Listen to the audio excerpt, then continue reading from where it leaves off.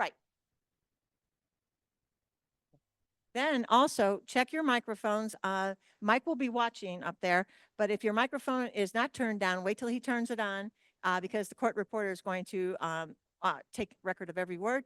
And so just double check your microphone before you start talking.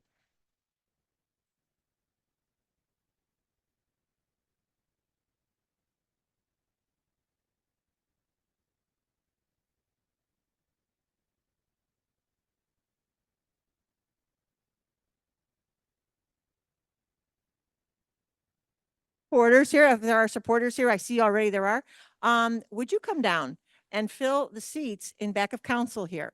So anyone in support of 1622?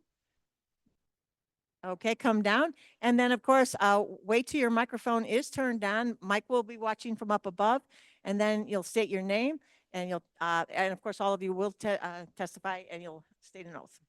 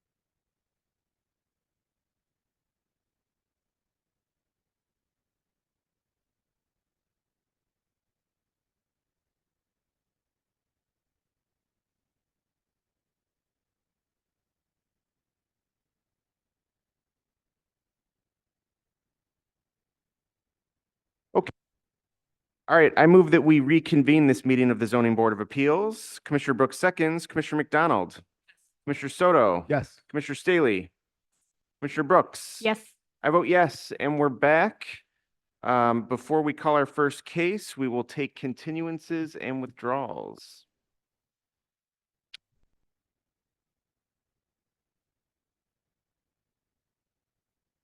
Good afternoon. This is on 180-24-S. My name is Mark Smith, and I'm appearing on behalf of Starbucks Corporation, and we are asking for a continuance. Page 10, What's that? page 10. Got it. All right. Calendar number 180-24S will be continued to September 20th, the 2 p.m. call, and no further notice will be given. Very good. Thank you.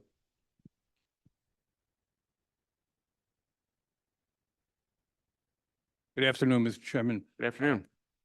Bottom of page 11 in the continuances. 222-24S, 223-24Z. We'd like a continuance. My understanding we'd like to have it for August if possible. So calendar numbers 222-24S and 223-24Z will be continued to August 16, the 2 p.m. call, and no further notice will be given. Thank you very much.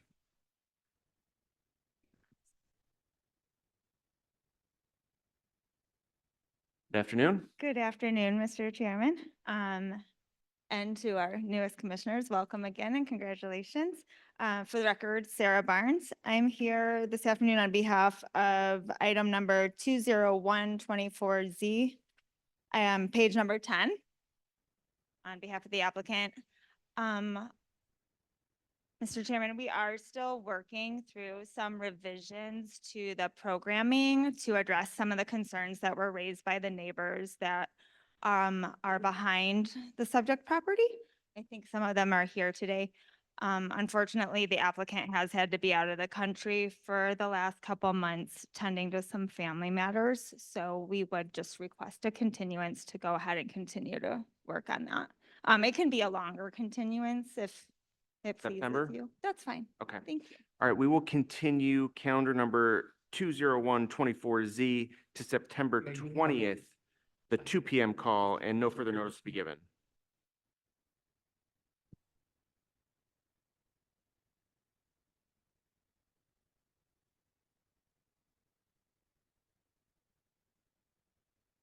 Oh, excuse me, Mr. Chairman. I'm sorry. I do have another one. Okay. Apologies. And this is also on page number 10, item number 4524Z. Again, Sarah Barnes on behalf of the applicant, and we are happily actually withdrawing that application. We were able to resolve the issues. Great. So calendar number 4524Z is hereby withdrawn. Thank you. Any other continuances or withdrawals before we call our first case? Seeing none.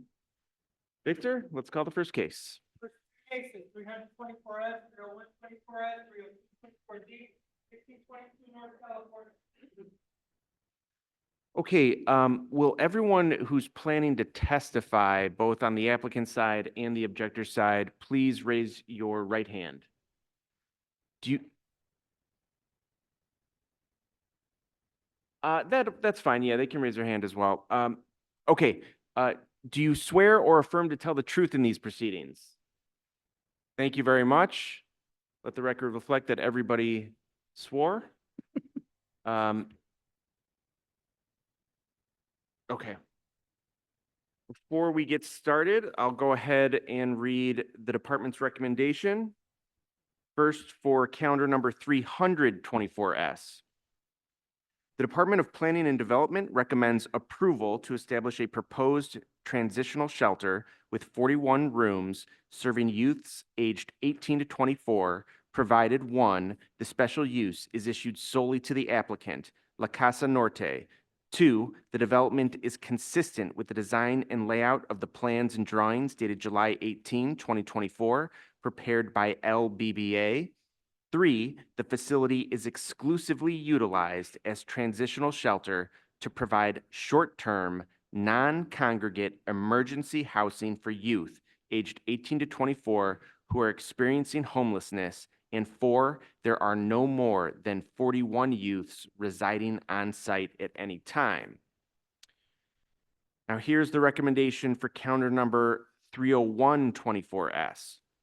The Department of Planning and Development recommends approval to establish a community center to serve youths aged 18 to 24 who are experiencing homelessness by providing meals, case management services, life skills training, job readiness and workforce development training, counseling, training, behavioral health therapy, substance abuse therapy, etc., provided the special use is issued solely to the applicant, La Casa Norte, and the development is consistent with the design and layout of the plans and drawings dated July 18, 2024, prepared by LBBA. Just so everybody understands how this is going to proceed, we're going to begin with the applicant. They're going to put on their case in chief. He will put on all of his witnesses.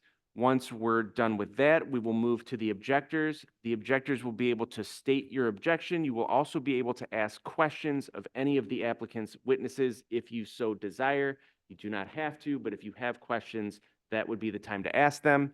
Once we finish with that, we're going to go back to the applicant for rebuttal and closing, and the board may ask questions at any time. So with that, Councilor Toth, please proceed. Thank you. Good afternoon, Mr. Chairperson and members of the ZBA. My name is Richard Toth. I'm an attorney at Georges and Sinowicki with offices at 20 South Clark Street in Chicago. Initially, we'd like to welcome the new board members. I think you're veterans already probably, but it's good to have you. In that regard, let me just jump in really quickly because I did announce it in the morning, but for everybody here who wasn't here in the morning, we do have 2 new commissioners. We have a 5-person board. It is thrilling. One of the new commissioners is present with us today. That is Commissioner Swathi Staley to my far left. The other new commissioner is going to be Helen Schiller. She's not able to make it with us today, but in her stead, we have alternate Ann McDonald, who we are always happy to see. So welcome both to Swathi and Ann. Now please proceed. Well, good, thank you.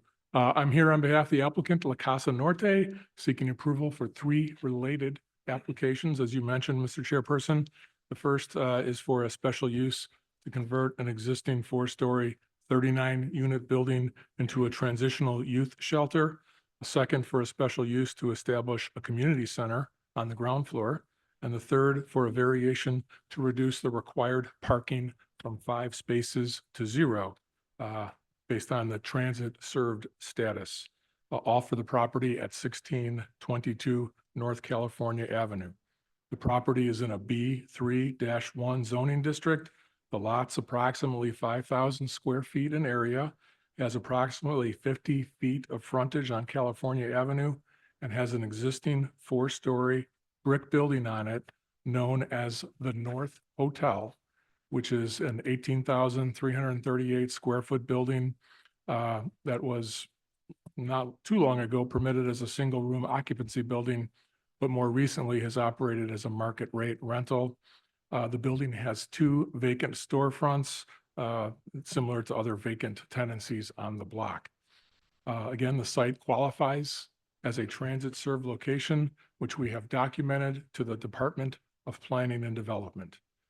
The applicant, La Casa Norte, is a not-for-profit corporation that serves youths and families experiencing homelessness, and both the transitional residence and the community center will be a continuation of that long-standing mission. La Casa Norte will provide round-the-clock, 24/7 staffing to support shelter residents and the various programs targeted at job skills, health and self-sufficiency, along with general building operations and security. Programs and services will include or may include warm meals, the case management services, and the various training programs. We've received and accommodated several review comments from DPD, and we thank you for reading those DPD recommendation letters. Present with me this afternoon is our applicant's executive director, Jose Munoz. Also, should we need them, it's Vice President of Operations, Larry McKay. It's Director of Compliance, Angela Hoflick. Also today is a member of the project architect team from LBBA, Jennifer Stanovich. Additionally, we have MAI appraiser Terrence O'Brien as an expert witness. He's prepared a report and will testify on the required criteria. Meredith Muir of the Chicago Department of Housing is also here with us, as is Kimberly Howard of the Homeless Services Division of the Chicago Department of Family and Support Services.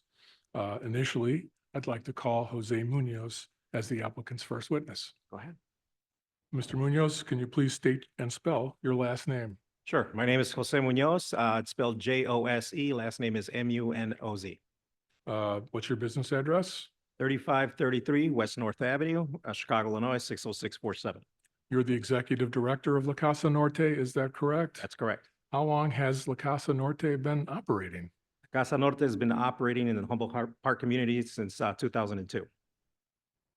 And it's grown from humble beginnings to a larger organization? For today, we're one of the largest providers of services to youth and families experiencing homelessness. Okay, and how long have you been at La Casa Norte? I started with La Casa Norte on February 3rd of 2020, about 5 weeks before the whole city shut down. And what was your background before coming to La Casa Norte? My entire professional career has been spent advocating for youth and community and empowering communities in Chicago. I have over 25 years of experience in the civic and nonprofit sector. My professional career began at a local nonprofit serving youth and adults with developmental disabilities. I have also had the privilege of serving the city of Chicago as a deputy commissioner for public health. I've worked in the Illinois governor's office where I helped lead the rollout of the health insurance marketplace. I've had various state and city appointments, including most recently as the Chicago Park District Commissioner. I've led social impact initiatives across Chicago, focusing on health, education, housing, immigration, civic engagement, and violence prevention. But perhaps the most important experience that I bring that's related to this project is my own personal lived experience growing up in the city of Chicago, on the south side of Chicago, experienced homelessness both as a youth and a young adult. I understand firsthand the experience and the fear and the anxiety that goes with not knowing when where your next meal is going to come from, or where you're going to sleep at next. I also have the experience of knowing that with the right resources and the right supports, any young person in our city can go from surviving to thriving, just like I did. So that's the work that I do and why I'm here today and why I'm able to sit before this distinguished board on behalf of La Casa Norte. And as executive director, you're familiar with the subject property, the surrounding area, and the proposed operations and uses for the property. Is that right? Yes. And you just heard me briefly in my introduction describing the property and your organization and the business. Was everything that I said accurate? Yes. Okay. La Casa Norte is a not-for-profit and a 501c3 charitable organization. Is that right? Yes, that's correct. And can you just give me a little bit of the history briefly of La Casa Norte in general? Sure. La Casa Norte's mission is to serve youth and families experiencing homelessness. We provide access to stable housing and deliver comprehensive services that act as a catalyst to transform lives and communities. We have a long history of service in Humboldt Park community. We opened our doors in 2002. We're actually celebrating 22 years this month. We started off as a storefront with 2 staff. Today, as I mentioned earlier, one of the largest providers of housing and support services to youth and families experiencing homelessness. When our community needs us, we show up. That's the reputation that we have in the city of Chicago. The best example of that is during the pandemic. When 112 food pantries shut down in the city of Chicago, La Casa Norte expanded its hours, expanded its days of support services, working with our partner Nourishing Hope. We also popped up food pantries throughout the city of Chicago to support communities who were most vulnerable to food insecurity. When people were losing their jobs because of the pandemic and losing funding and losing, getting pay cuts, we advocated and worked with the city of Chicago and the state of Illinois to to work on rental assistance efforts and distributed more than $5 million in rental assistance. When the COVID-19 vaccine was released and the communities we serve were among the ones that were least likely to be vaccinated, we built an entire team to help schedule appointments and help residents get vaccinated. That's why we've grown from 5,000 people prior to the pandemic to serving over 22,000 people across all our programs citywide. Because as I said, when our community needs us, we show up. And that's what we're doing with this project here today. We're creating a solution for the nearly 12,000 youth experiencing homelessness in Chicago. That's great. Thank you. And as you've indicated, you focus your resources on homeless individuals. Is that correct? Yes, sir, that's correct. Can you give us a little more detail on that?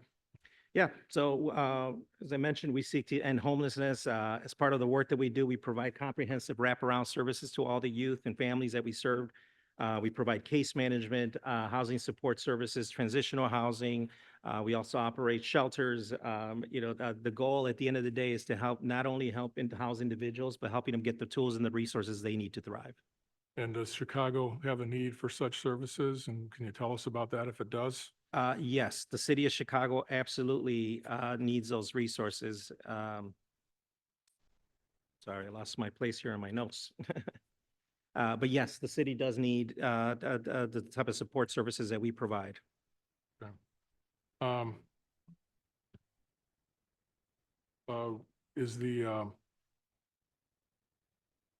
is there a need in the, locally, for example, in this ward? Yes, that's correct. Sorry, I'm missing a page here. But yes, we do have a need for resources in the city of Chicago. Just to give you an example, our point in time count identified that 6,139 residents experienced homelessness in the city. 5,149 of those reside in homeless shelters and approximately 1,000 reside on the street. The Chicago Coalition for the Homeless estimates that over 68,000 individuals are experiencing homelessness right now, both literally and doubled up. And for those who don't know what doubled up means, it means that those are individuals that are living with other people, not by choice, but out of necessity. The same report also cites that in 2021, 11,885 people experienced homelessness were under the age of 24. The city colleges estimates that 2 out of 3 students enrolled at city colleges were either homeless or struggle with food and housing insecurity. In a comprehensive study by the U Chicago Inclusive Economy Lab, housed at the Harris School of Public Policy, done in conjunction with the Chicago Public Schools, found that 1 in 7 students, about 13% of students, face homelessness during their tenure. In the 26th ward alone, where this project is going to be based out of, there are 576 youth experiencing homelessness during the 2022-2023 school year. Additionally, La Casa Norte already operates drop-in and shelters in the city of Chicago. We operate 3 of them. Last year, we logged over 5,000 stays.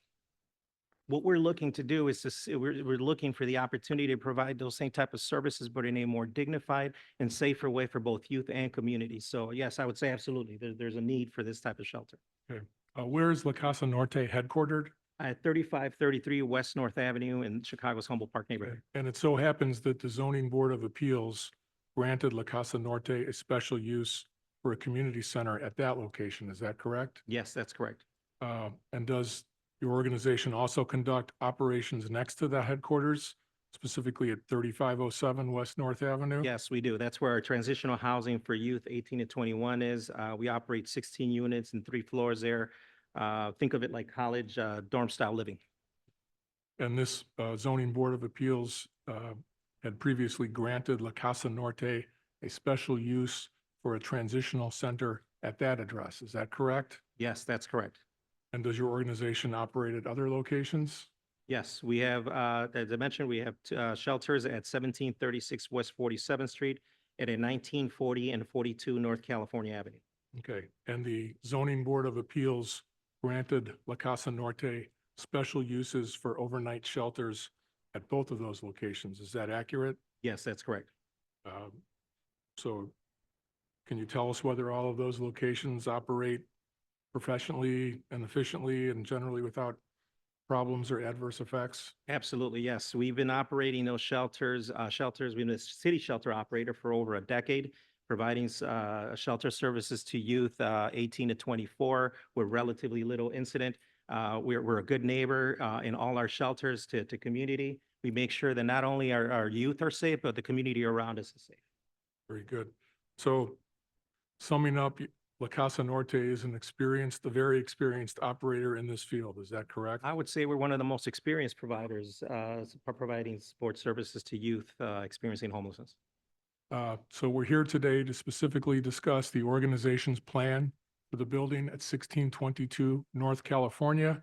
We just spoke about the general need for homeless services in Chicago.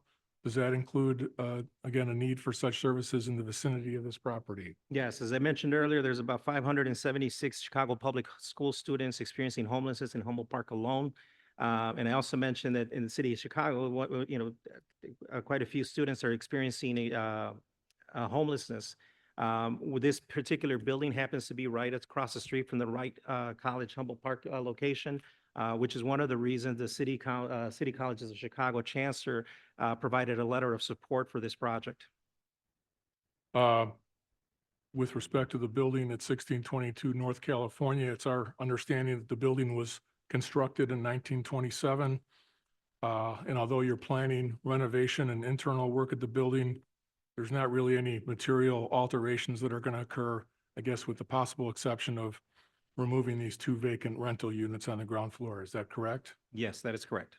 Okay. And the proposed transitional shelter units will be on the upper floors of the building, although there'll be an ADA accessible unit on the ground floor. Is that correct? That is correct. The shelter services will be provided within the interior of the building with no services being operated outside. Is that correct? That is correct. And then there'll be a community center on the ground floor of the building. Is that right? Yes. That community center will primarily serve the youth that are in the building as well, but we also will allow that, we're going to support the youth that are outside in the Humboldt Park community to come in and use some of our workforce development programs and to see us as a resource for housing in the Humboldt Park community. Very good. And has the Chicago Department of Housing been involved in the planning of this project generally? Yes, the Department of Housing has been involved on this project. This is part of the Department of Housing's non-congregate shelter acquisition program. DOH has been working hand in hand with us to ensure that the project is able to provide safe, supportive, and stable environment for Chicago's most vulnerable youth. Okay. And then going into a little more detail with respect to the proposed transitional shelter residences or services, I should say, can you tell us more about that? Yeah, our plan is to convert the 39 existing units on the building's upper levels into short-term, non-congregate emergency housing for youth 18 to 24. Our proposed transitional shelter will be primarily on the building's upper floors with ADA units on the ground floor. All the shelter services were provided within the building. La Casa Norte will provide 24 hours, 7 days a week staffing to support the transitional shelter. Our trained youth empowerment specialists will be on site every day to ensure our youth have the support services they need to succeed. They will ensure that all programmatic rules are followed, including adhering to our no loitering policy, curfews, and ensuring our program remains a drug-free, violence-free environment to ensure both our youth and surrounding community are safe. Youth who are residing in the transitional shelter will complete an initial intake with our case managers on site and then be expected to meet with their case manager while they are residing in the space. The case managers will work with the youth to develop goals together, and they will collectively work to create a work plan. Each week, the case managers will work with our youth that will review the work plan and to mark their progress and discuss any areas of additional support.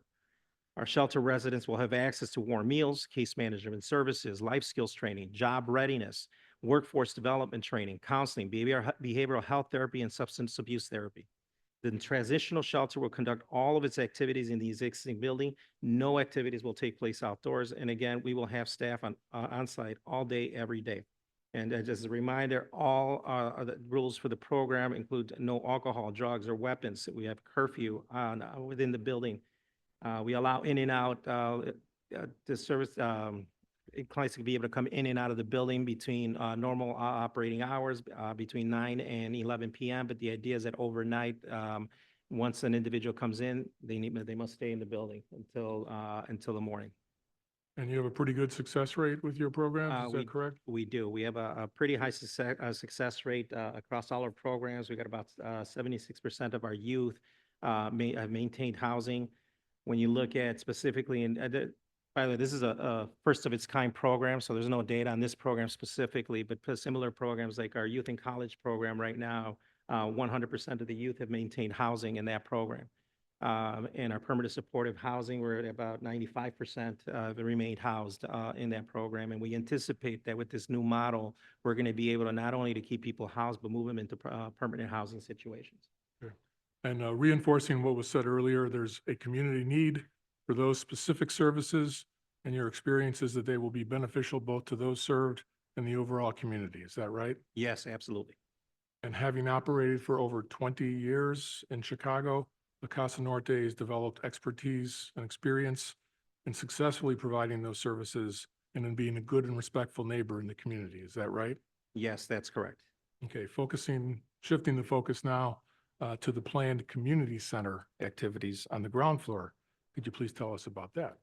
Yeah, so on the ground floor, we plan to have our Casa Corazon youth programming, which on the first floor means it's going to be programmatic space for support services for unaccompanied youth who are experiencing homelessness.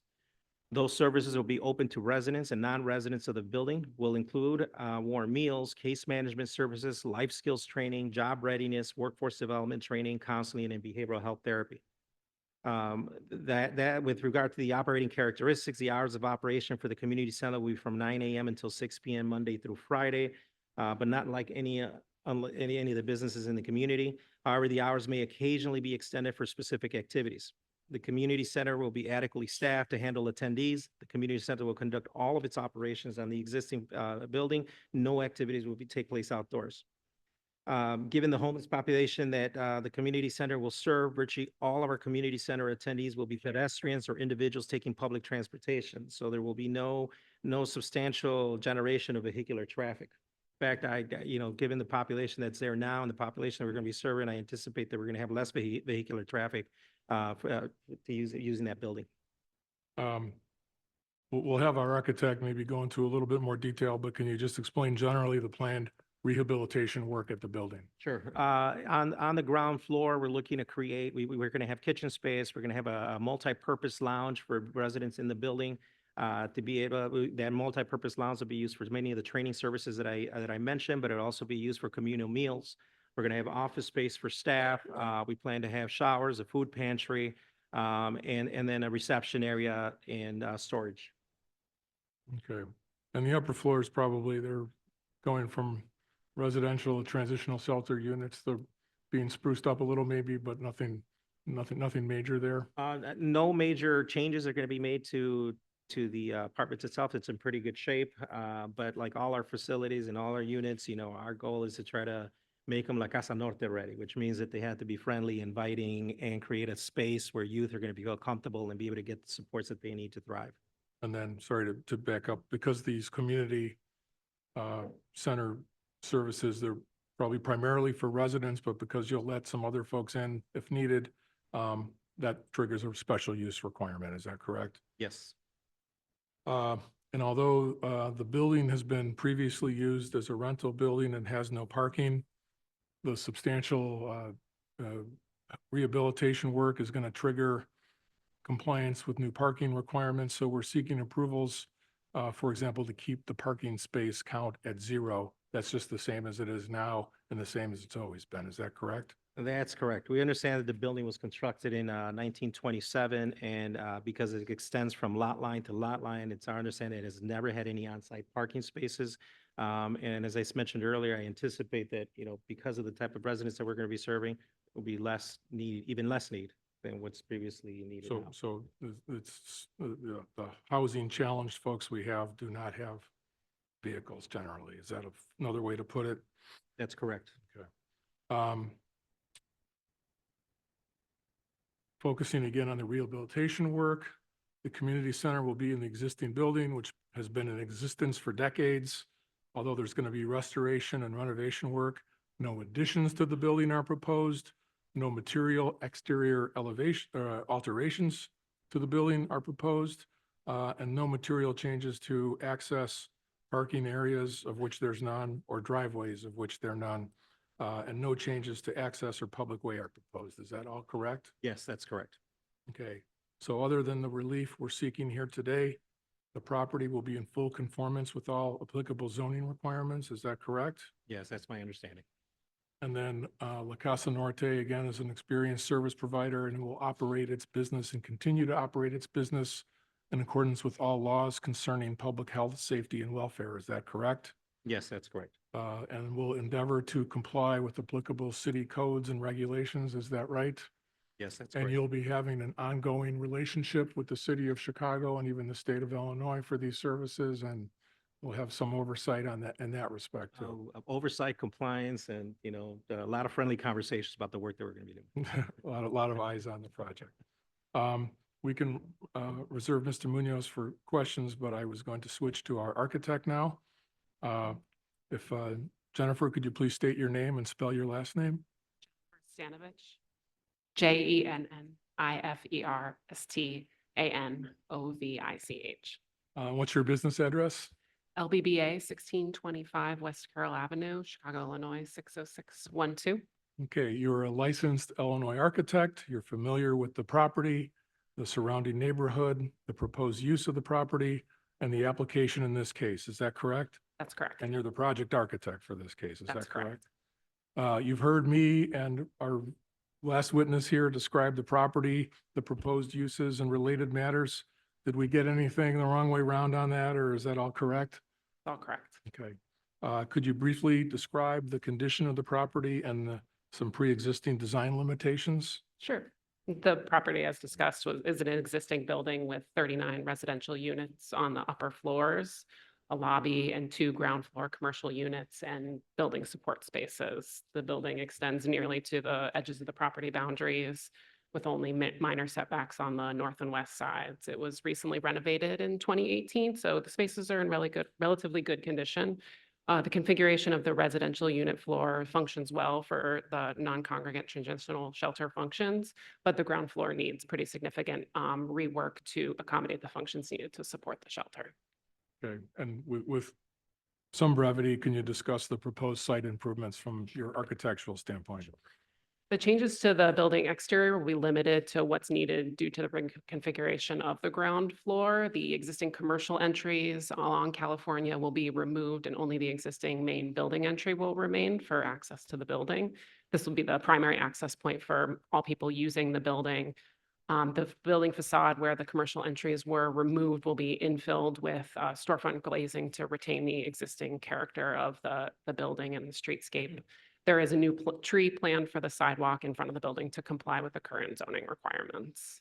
The interior changes are primarily on the ground floor, as I mentioned. The upper floors will receive minimal renovation work with just the stoves being removed in the unit to comply with the zoning requirements for transitional shelter units. Ground floor spaces will be renovated and reconfigured to accommodate the multifunction community center space with flexible furniture, to accommodate all the activities that Jose had mentioned, including lounging, technology access for the shelter residents. The ground floor will also include 2 accessible shelter units for people who are differently abled to be able to utilize. It'll include offices for the shelter, reception area, bathrooms, break rooms for the staff and volunteers, laundry, storage, pantry, and a warming kitchen. Okay, and were there any difficulties with respect to the design of site improvements in compliance with code? I'm thinking about compliance with parking in part. Yeah, correct. Since the building covers nearly lot line to lot line, there's no space for on-site parking. Okay, other than the relief we're seeking here today, does your design comply with all applicable standards of the Chicago zoning ordinance? Yes. And based on the site design and the limited, for example, external improvements, and is it your professional opinion that the renovated site will be compatible with the character of the surrounding area in terms of site planning, building scale, and project design? Yes, the existing building works well in the neighborhood and we're not planning any substantive changes. The physical character will remain similar to the current conditions. And does your design seek to successfully promote pedestrian safety and comfort? Yes, the primary access to the building and residential units will remain on California as it is currently. Trash and other support will occur from the alleys, which is similar to how it functions now and the adjacent properties. We also, within the interior planning, have vestibules and gradated security spaces to be able to, for La Casa Norte to be able to intake people. And do you have any concerns that the property will be compatible or incompatible with with the surrounding area in terms of outdoor lighting, traffic generation, even operating hours? Again, it will remain similar to how it is currently. With respect to vehicle and bicycle parking, does the design try to avoid requirements that could be easily accommodated? Or is this requested relief necessitated by the practical difficulties and hardships created by the unique aspect of the property and the way it was constructed long before La Casa Norte became interested in it? Yes, the variance is necessary due to the site limitations and ability for parking, but there will be indoor bicycle parking spaces provided for the tenants. Which has been reviewed by this, determined by the city of Chicago reviewers and done in accordance with their comments, correct? Yes, correct.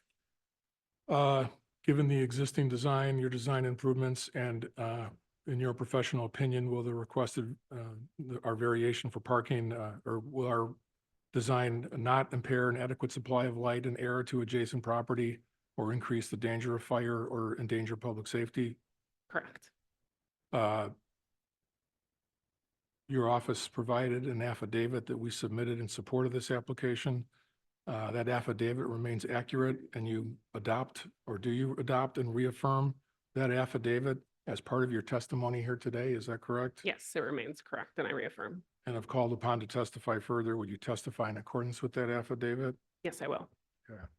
We will hold her open for questions, but I was going to move to our expert witness. If allowed, I'll call MAI appraiser Terrence O'Brien as the applicant's expert witness. We have submitted Mr. O'Brien's qualifications and the report he prepared for this matter. Both the qualifications and report were included with our proposed findings of fact. I hope you'll agree that Mr. O'Brien has testified many times as an expert. I'll request that he be recognized as such here, but we'll be happy to run through that if needed. The board recognizes Mr. O'Brien's expertise. Thank you. Mr. O'Brien, can you please state your name and spell your last name? Terrence O'Brien, O apostrophe B R I E N. What's your business address? 2574 Fairford, Northbrook, Illinois. You prepared a written report on the property and the proposed uses. Does it accurately present your professional opinions? Yes, it does. Your report analyzes the approval criteria for special uses, both for the proposed transitional shelter and for the community center. Does it conclude that those proposed operations will meet all criteria? Yes, I believe it will meet all criteria, and I actually addressed the various criterias and how the proposed special uses will fulfill those criterias. I'll just briefly ask, are you also of the opinion that we would fulfill the criteria for the variation in terms of the parking reduction? Yes, in my professional opinion, I'm quite familiar with variations. I've testified many times for variations. I would note that the subject property is zoned for business purposes. And as far as the parking goes, there is no parking on the property. There never has been. There's no room for any parking. I would also point out that the fact that the subject is a substandard lot, it's only 100 feet in depth, where the normal city lot is 125. If you had that extra 25 feet, you probably could provide the 5 parking spaces that are required. Furthermore, I would let you know that the subject property is located in a transit-served location. That's TSL location. Okay, that's great. I got you off track a little bit with the variation, but could you just go into a little more detail about the ways in which the property meets the special use criteria? Yes, the first criteria deals with this. In my professional opinion, it will have no, would comply with all the applicable standards of the zoning ordinance if it was approved. and is in the interest of public convenience. There's been market studies done, and Mr. Munoz has testified about the substantial need for this type of facilities within Chicago and within the subject area. I'd also want the board to recognize the fact that the property is perfectly designed for this type of use, other than the conversion of the ground floor to the community center and the retail, not the retail, but restaurant and so on, so forth. I also would like you to know that I don't believe it'll adversely impact the subject area.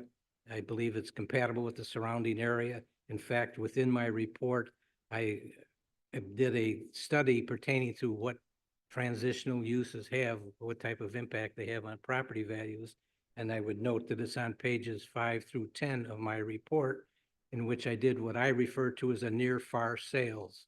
And in this particular instance, for my sample, I utilized Maryville Academy was operating a facility on, I want to get the address correct, if you excuse me for a minute, 1456 West Oakdale. And it was operated by them for a transitional. And what I did is a near far study trying to determine what impact, if any, this type of a use has on surrounding property values. The best way to measure it is to measure the amount of appreciation that has occurred over a number of years for properties within close proximity to transitional uses as opposed to those further removed. But you want to stay within a similar or same market. Based upon this analysis, this indicates that there is no significant difference or change in values for properties located in the immediate vicinity of a transitional use and those that are located, in this case, 400 feet. You may ask why I use the 400 feet distance.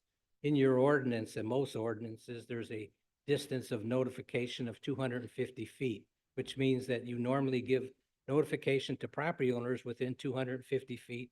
So you must be of the opinion that most other municipalities that any use would have an impact substantially more on the 250 feet as opposed to those further removed. However, there's also things in an ordinance where there's intervening public thoroughfares or such as streets and alleys. So for my analysis, I use near properties of 400 feet versus properties that are in excess of 400 feet from the transitional residents that I used as my sample that I studied. Again, based upon this analysis, I don't see any difference whatsoever, significant difference in the rate of appreciation or change in value for these types of properties. I'd also point out that as far as the subject property, there's not going to be any additional height added to the property. All of the work that'll be done will be internally, so there's not going to be any physical change. As a result, there'll be no loss of light and air or things of that additional light and air to adjoining properties. It's somewhat a residential use in the sense that it's short-term, but it's similar in some ways to the current use as a hotel, excuse me. So I don't believe there's any significant change there. I'd also point out that there's going to be on-duty people at all times of the day and night. So overall, based upon my analysis, I am of the conclusion that the proposed special uses meets all the requirements set forth within the ordinance and will have no adverse impact upon surrounding property values. Just to make the defined distinction that you're finding that for both proposed special uses, the transitional shelter. Yes, that would be and for the both. I community would note that the property being zoned B3, there are several uses in the B3 zoning classification, such as restaurants, which is similar to and somewhat to what they're going to be doing, serving meals to the residents. They allow meeting halls and banquet halls, which in some way would be somewhat similar to their community center and so on and so forth. Overall, I believe there's no big significant difference whatsoever. Thank you very much. Mr. O'Brien will continue to be available, but I would next like to introduce Meredith Mura of the Chicago Department of Housing to speak, if she's inclined, about the department's involvement with the project.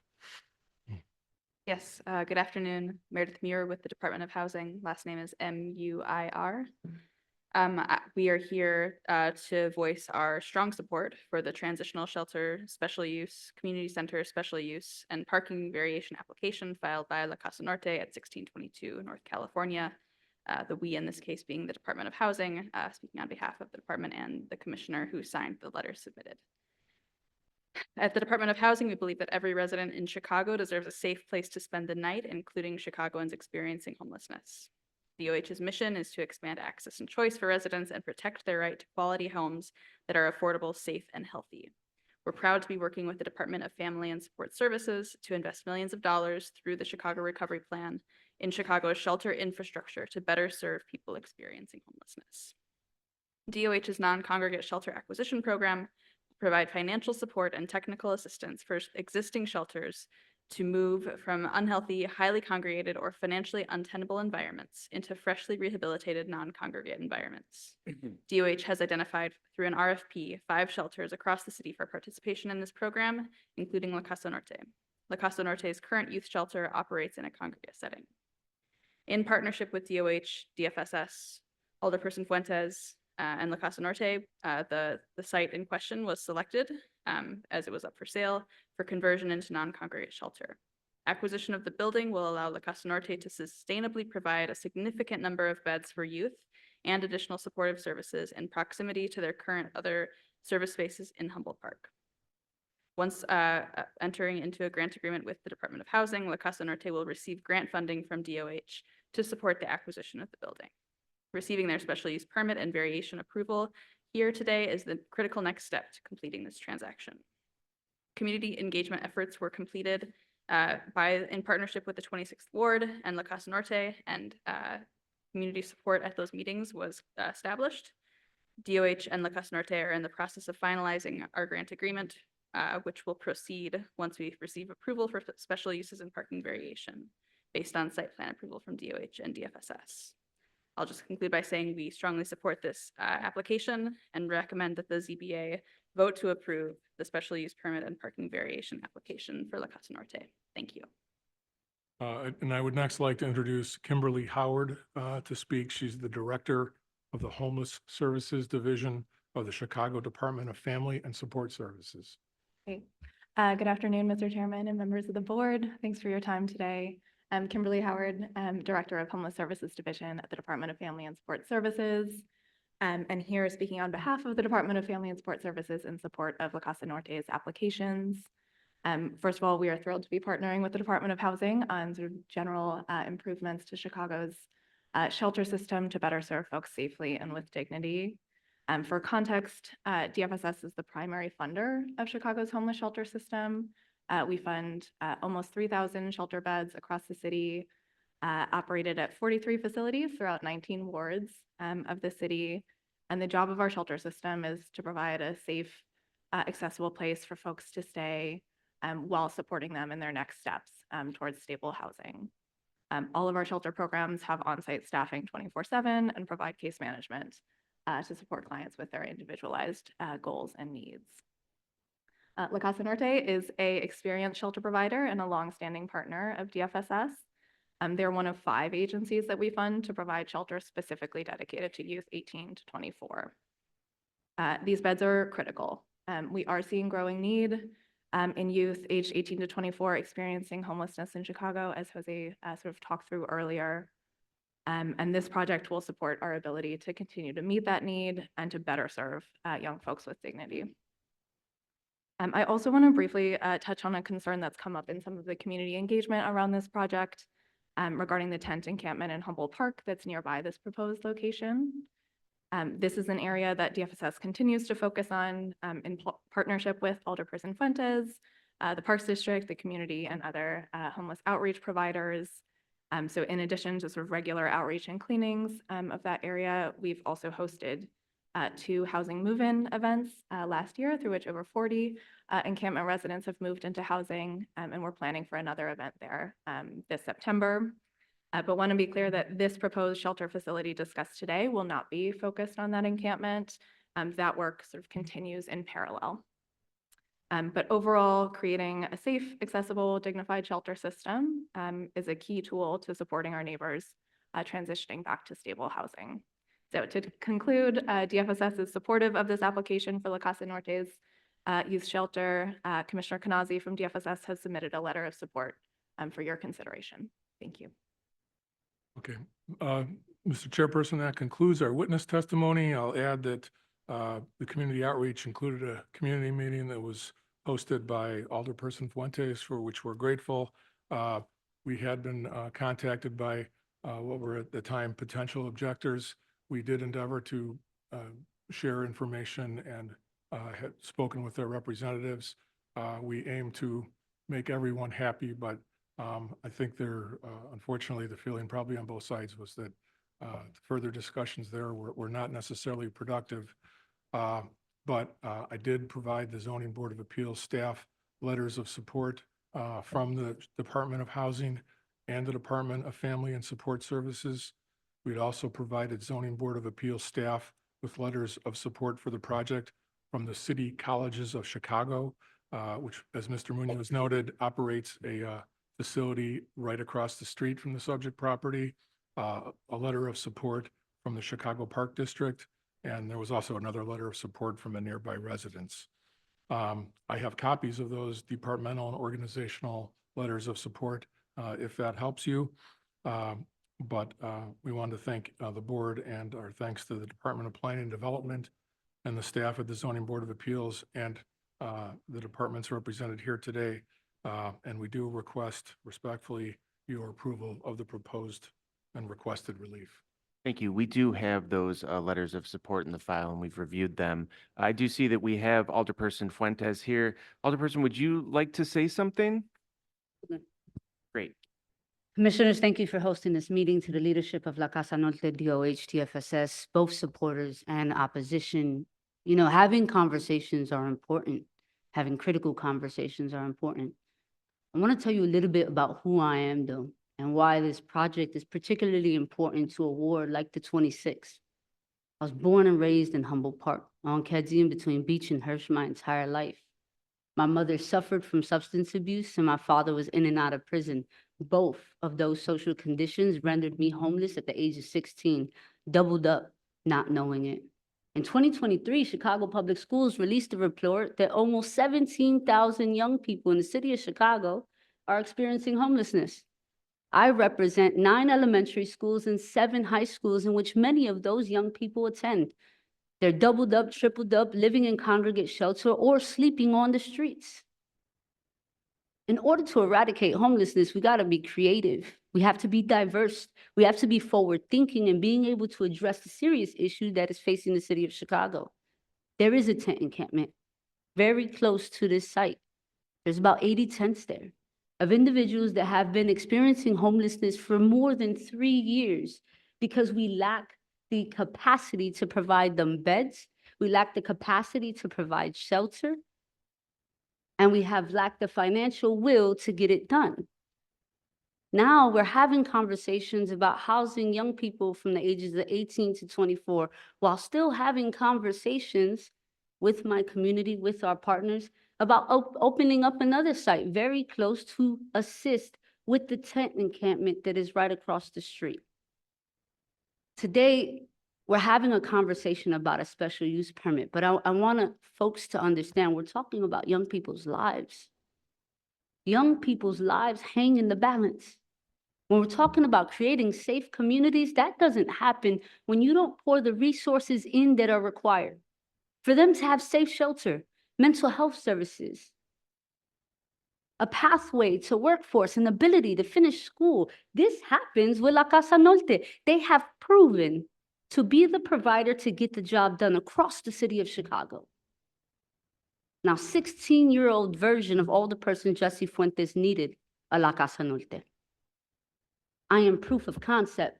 When you pour into young people, when you love them, when you provide the resources that they need, that creates transformative change. It's what allows me to sit in this seat in City Council. Every young person deserves to have the resources that La Casa Norte is seeking to provide them. I understand that we have some serious issues that we're seeking to tackle in my community. There is not a day the DOH, DFSS, or the mayor's office doesn't hear from me.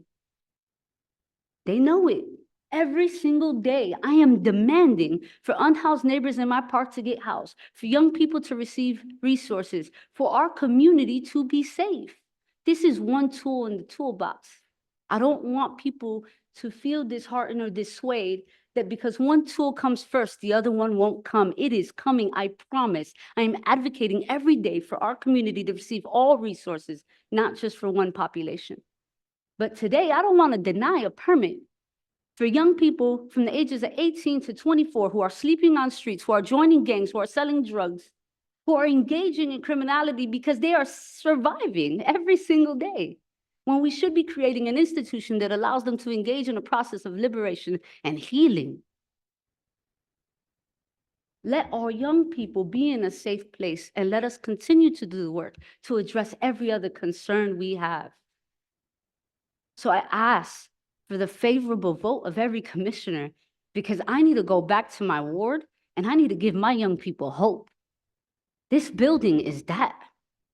And so I am grateful for the leadership. I'm grateful for Jose Munoz and his team, who have worked really hard to be able to provide this space for young people and continue to do the very hard work across the city of Chicago. But we are in a critical moment, and we have a moral obligation to act. Today, we're acting for young people in our community who need us. Tomorrow, we get back to work for the unhoused neighbors in the park, and we continue to fight for them. And I'll be back for another special use permit for that non-congregate shelter. And so I'm asking for your support. I'm asking for even the folks who may have concerns to be open-minded to the conversation and to trust that there is a provider that has the professional experience to get it done. They have a plan of operation. They know how to keep our community safe. They even know how to keep the parameters of their property safe. I trust them. I'm asking the community to. Thank you all for being here today and for having me. Thank you. Okay, so you're resting at this point? Yes. Okay, so at this point, we're going to go to the objectors. Who would like to go first? All right, could you state your name and address for the record, please? I do have some, Wait, I'm sorry. I can attend this. There might be other people in support that are not on our team. Oh, all right, before we go to the objectors, are there other supporters in the room here? Whole bunch.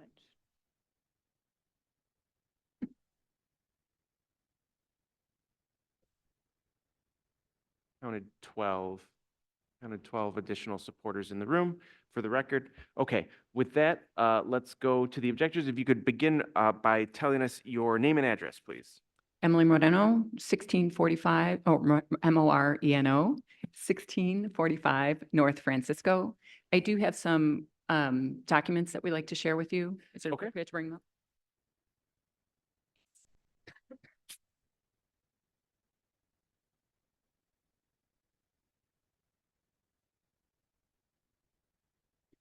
There are 3 documents, so each of you should end up with 2 8.5 by 11s and then 1 larger format. So thank you very much for giving us the opportunity to speak today. I'm here representing myself and my neighbors to voice our strong opposition to the special use application for the North Hotel to become a transitional shelter, also for the community center application and the parking variance request.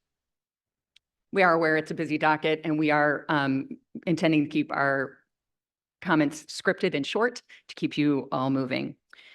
A little bit about me. I'm a 3rd-generation resident of Francisco Avenue. Actually, we now have 5 generations on the block. We've been there for 70 years. So this is where my family is. My sister and I have co-owned and resided in our property for the last 20 years. I'm here with 6 other residents who are going to briefly speak on separate concerns, along with the 15 or so additional residents that are in also opposition that are in this room. We do have other people who oppose, but they are at work and cannot join us today. And so they have, I should say that all of these statements were prepared with by a group, this group that I'm talking about. So many of us live within 500 feet of the proposed project site. In the past 6 days, we have mobilized to gather 114 signatures from the neighbors opposing La Casa Norte's shelter project, emphasizing the need to prioritize our community needs first, our immediate proximity neighbors to this building. So I have copies of these signatures for review. Those are the 2 8.5 by 11 documents. And I want to point out that one of them also contains commentaries by the signatories. I'd also like to direct you to Exhibit 1. It's just a map where the red is highlighting the voices of the people in this room and that we're representing. So we are directly adjacent to the property. We believe that Casa Norte's conversion of the North Hotel does not serve the neighborhood's convenience and will significantly and adversely impact the welfare of our community. This project fails to promote pedestrian safety and comfort as well. While we acknowledge the project's support from the mayor, the Chicago Housing Authority, our alderperson, and others represented here today, we believe that prioritizing this project at this time is a mistake that neglects the existing critical needs within our neighborhood. The project has been evaluated in isolation without proper consideration of its contextual impact on our immediate community. La Casa Norte sought a building to meet their needs. But our neighborhood has been vocal for the past 2 years about the immediate support required for the homeless in Humboldt Park. Our concerns have been disregarded and mischaracterized, painting us as a NIMBY group, like not in our backyard, which couldn't be further from the truth. We are not opposing this project to gentrify our neighborhood or to reject those who are homeless. We are advocating for the prioritization of the needs and safety of our immediate community, including our homeless neighbors in the park. Many of us are in the park daily, walking through the park, and we support the homeless in the park by providing them food, doing laundry, caring for their pets. We also support existing neighborhood food pantries, subsidized housing, community centers, social services, churches, healthcare centers within 2 blocks of this proposed site. Despite our efforts, we face serious safety issues in the park, with frequent violent incidents and inadequate police response creating an unsafe environment for both residents and the homeless. And while it is a separate topic, the police response, it also means that many of the crime statistics are lower than they should be because many things are going unreported since no one is coming to help. We urge you to reject all 3 applications because La Casa Norte's conversion of the North Hotel is not beneficial for our neighborhood and will negatively impact our community's general welfare. I thank you for your time. I do have a little question. Each of us have a statement, and again, it was collaboratively created by many of the people in the room, so I don't know if we should wait to say they concur with each one of the statements, or? How about at the end, Okay, we'll thank ask you. if they concur? So I would like to turn it over to Jaime. Great. If you could state your name and address for the record, please. Hi there, good afternoon. Thank you for being here, Chairman, board members, councils, Alderperson Fuentes. My name is Jaime Morales. I reside at 1621 North Mozart Street with my wife Samantha and our 10-year-old daughter.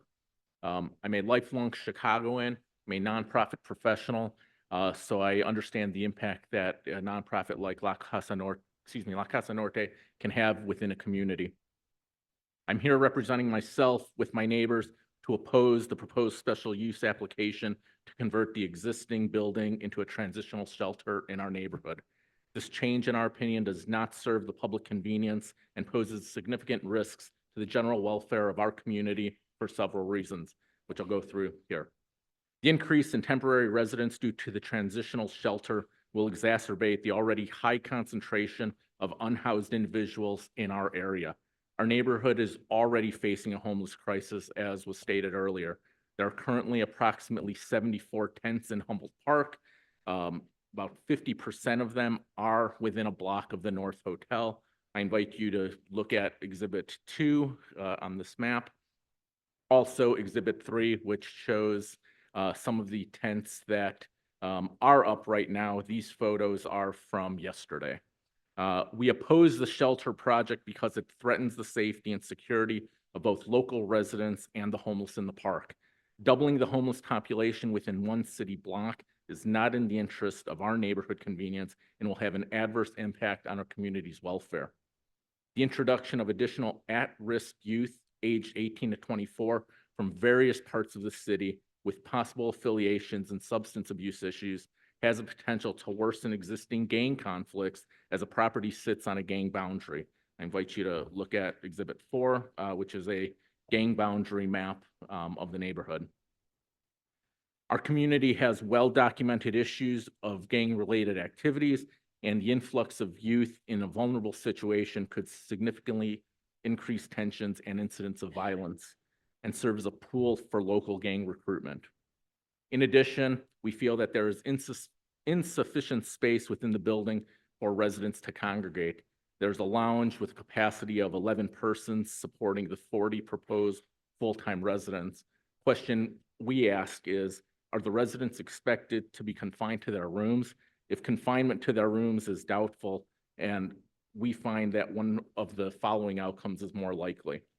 Individuals will be exiting the building and loitering in front, loitering in the east-west alley connecting California and Mozart Street, loitering in the north-south alley between California and Mozart Street, loitering at Moose Elementary School or in the Wright College parking lot at all hours, with no established curfew contained within the proposal.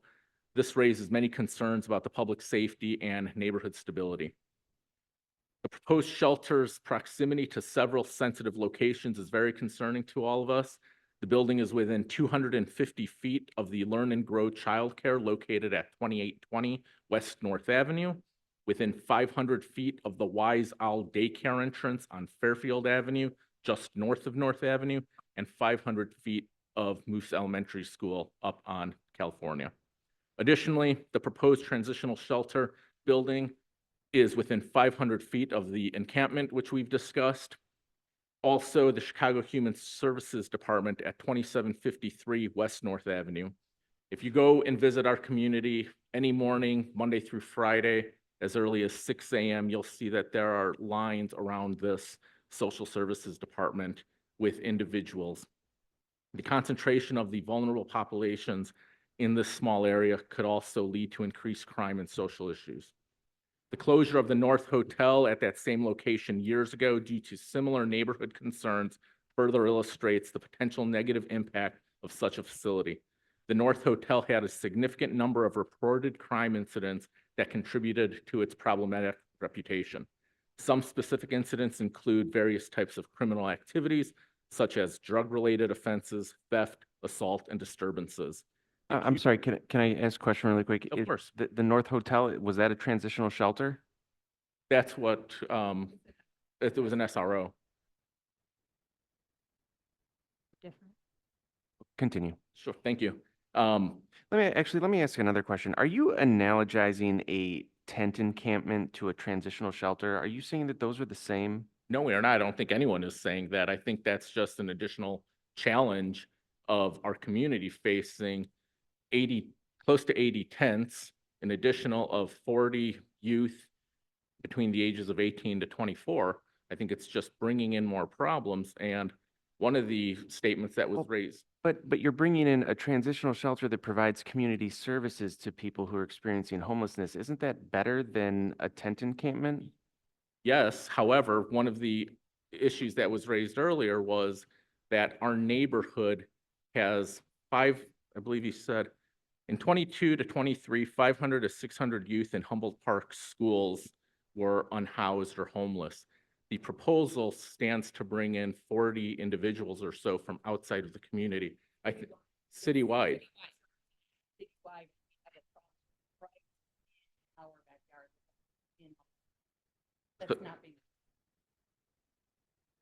No, thank you. So the challenge I think that our community is bringing forward is, why are we looking outside of our neighborhood?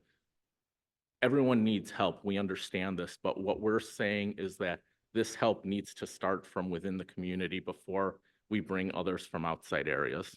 Can I jump in real quick? Please. I just have a clarifying question. Full disclosure, for those of you who didn't Google me, I do work in this space, so I'm just putting that out there.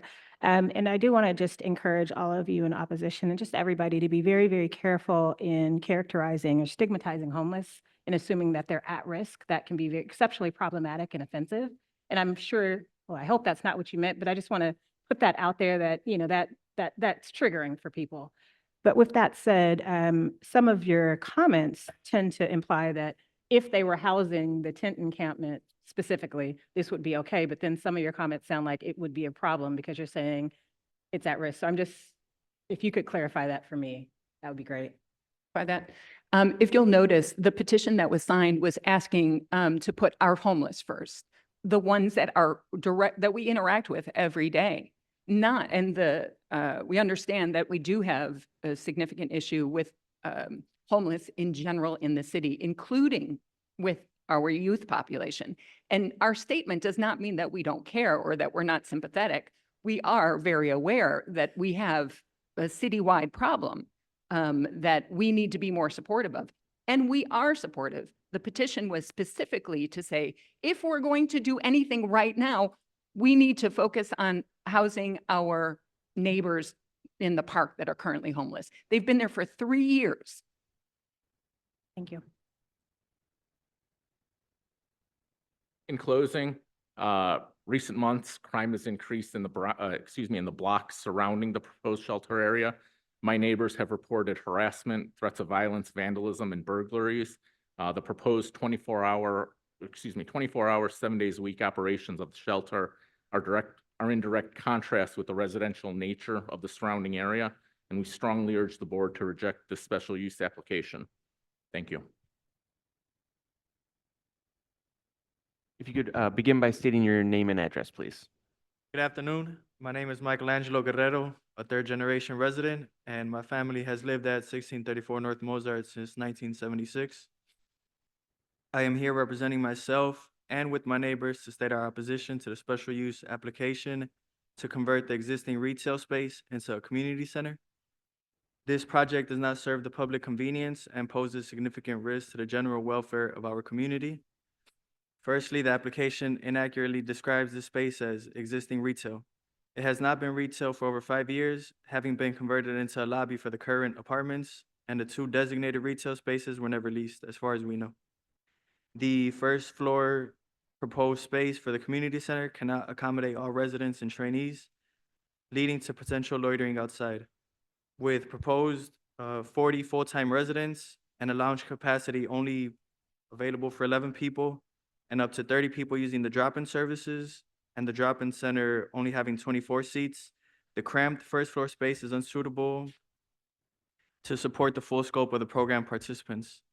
If you turn to Exhibit 5, you can see the yellow highlighted spaces are where the proposed community centers plan to be, and it's just not suitable for the amount of residents they plan on helping. So most likely, there's going to be people hanging out outside of the building. Additionally, the drop-in programming open to non-residents adds to the density of services in a small space, and the anticipated usage of these services has not been adequately described by the applicant. Given the number of proposed residents and the addition of the drop-in services, the proposed first floor plan needs to be reviewed for the total allowable occupant load of the assembly spaces and the required number of exits from each space. Secondly, the neighborhood already supports many community efforts, even on the same block, including Nueva Vida subsidized housing, a medical clinic, a development center, Wright College's vocational education center, subsidized housing, Erie Family Health Center, the Chicago Human Services Department, and just a block away, the New Life Community Center. If we look at Exhibit 6, you can see the already highlighted, all these centers that are being serviced in that neighborhood. The proposed community center just does not have the required space to accommodate the amount of people they plan to serve. Not only is this a safety issue for the residents, staff, and trainees, the evident and foreseen loitering poses a major safety issue for walking pedestrians. Moreover, the neighborhood has a high concentration of young children with daycare and elementary facilities in close proximity. The drop-in nature of the community center services will increase the transient population, potentially leading to safety concerns. And additionally, the 24/7 operational hours of the proposed community center raise concerns about late-night arrivals and drop-ins in a largely residential area. This could disrupt the peace and safety of the neighborhood, further straining local resources and residents. In conclusion, we urge the board to reject this application. This project does not align with the needs of our community and poses a significant risk to the safety and welfare of our neighborhood. Thank you.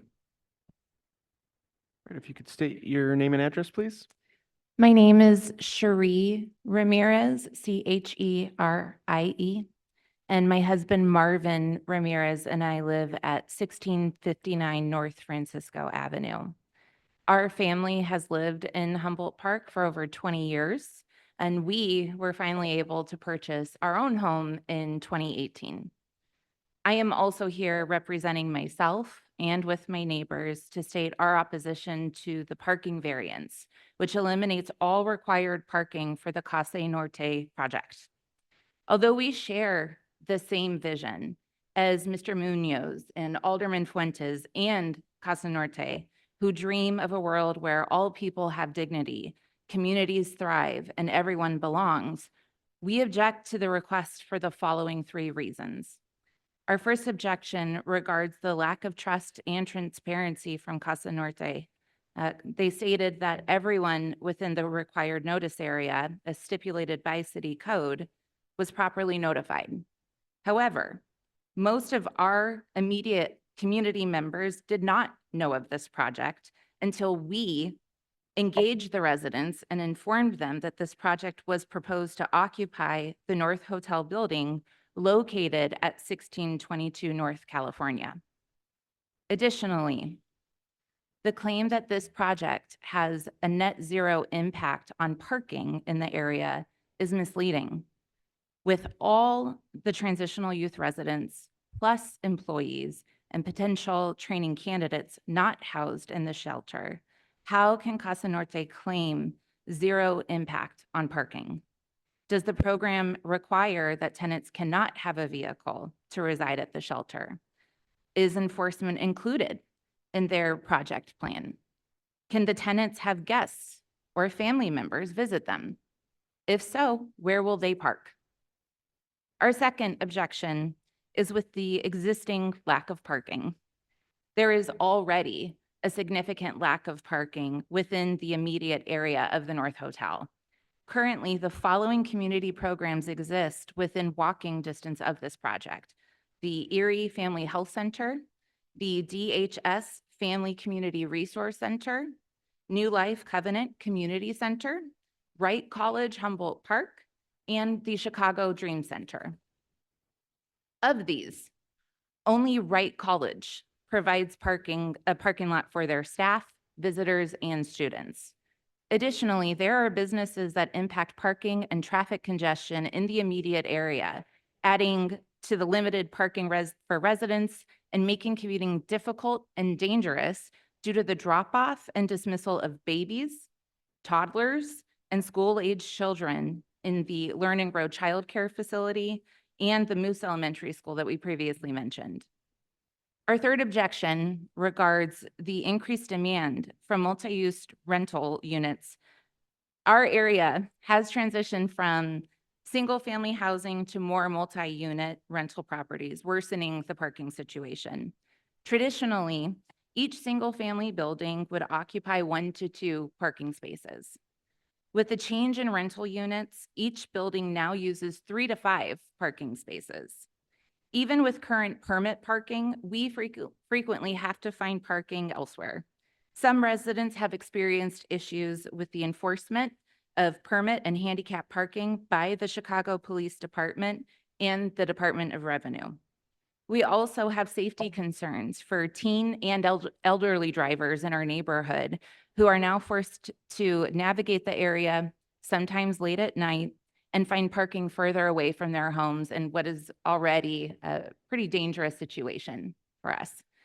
We urge the board to reject this parking variance application as it is not in the interest of public convenience. It threatens the safety, stability, and overall welfare of our community. Thank you for allowing me to speak. Okay, sir, state your name and address, please. Travis Parisi, Parisi. I reside at 1625 North Francisco Avenue. So first and foremost, thank you for giving me the opportunity to speak today. As mentioned, my name is Travis Parisi. I've lived at 1625 North Francisco Avenue for just over 5 years now. I'm here representing myself and with my neighbors to state our deep concerns regarding the special use project proposed by Casa Norte and the lack of response from our alderperson, Jesse Fuentes, to our current and existing homeless challenges within our community. The homeless began living in Humboldt Park as early as 2021 and grew substantially in 22 to 23. In the summer of 23, our community gathered with Jesse to discuss the growing homeless tent encampments in Humboldt Park. We voiced numerous safety concerns, including drug use in the children's playground, which led to needles being found where our kids play, as well as verbal and physical altercations, increased theft, unsanitary conditions such as showering in sprinklers and water fountains, and defecation in the playground and alleys. The alderperson assured us that our homeless neighbors were a priority, yet instead of a resolution, the encampment population has only grown to approximately 80 tents, 50 of which are near the northwest corner of Northern California. Earlier this year, during a Casa Norte community meeting, the alderperson suggested that the proposed Casa Norte shelter would help the homeless individuals in the park. That idea was initially well received by the surrounding neighbors. However, when questioned about the age discrepancy, as the shelter only serves ages 18 to 24, while most homeless individuals in the park are much older than that, the alderperson backtracked, and our existing homeless community was no longer part of the conversation. Meetings with residents of Mozart Street and Francisco Avenue revealed similar patterns. We expressed our concerns about safety in the growing homeless population in Humboldt Park, and once again, we were promised action by winter of 23-24. Yet, as of today, there has been limited progress to assist the homeless who have been out in the elements for at least 2 winters now. I have personally exchanged at least 13 emails with the alderperson's office regarding the issues in the park, seeking data and actionable plans to help our homeless neighbors find dignified living arrangements. Instead, I have received vague responses about, quote, wraparound services and housing plans that never materialize. Other residents have had similar experiences, receiving no substantial help or solutions. The lack of action has real consequences. Many community members, especially women, now avoid the park due to harassment from some individuals in the encampments. Our beloved park, once a place for families and children, now feels Excuse me, unsafe. sir, I need to stop you Sure. because we're actually getting off on a topic that's not before us, which is the tent encampment. What we're talking about today is whether to grant a special use for this transitional shelter. And if you're trying to tie that to the transitional shelter, then you got to do that. But to just talk about this tent encampment, that's not before us, and we have no authority over the tent encampment or what happens with regard to the tent encampment. No, totally understand. I am tying that together, and the reason for this is because I need to paint a picture of what's going on in our community for those who do not reside there, to understand that what the proposed solution for Casa Norte is doing is not helping our neighborhood, and that's the problem. So I'm almost through this, and I think you will make the connection and see that it is helpful. Thank you. Okay, proceed. The lack of action has real consequences. Sorry, I went through that already. But in various community meetings, the alderperson has deflected the issues, claiming the real problem is the unaffordability of the neighborhood and accusing us of not supporting the homeless. The truth is, we want to prioritize our homeless. We want them to live in dignified conditions, not in tents. We also want to feel safe using our neighborhood park. Today, I stand before you not just to oppose this special use project, but to ensure that our valid neighborhood concerns are finally heard and recorded, and to highlight a pattern of neglect and inaction from our alderperson. Bringing in more homeless individuals from across the city without addressing the current homeless population in our park does not demonstrate a consideration for the general welfare of all residents of our neighborhood. Rather, this will compound our current problem and likely create additional safety concerns for the residents of Humboldt Park. We need solutions that address the root of the problem and consider the well-being of all community members. It is time for our leaders to listen to the voices of their constituents and take meaningful action. We urge you to vote against Casa Norte's special use and variance application. Thank you. If you could state your name and address, please. Certainly. My name is Chris Nolan, Nolan, and I live at 2800 West North Avenue. At first, I'd like to kind of begin a little bit logistically. Although I'm a friend of this particular group, I'm kind of a representative of our own building, which is the 2800 West North Avenue Condo Association. I have a few of my own exhibits. I didn't know if I should present them now. Or, Yeah. Okay. Bradley or Victor?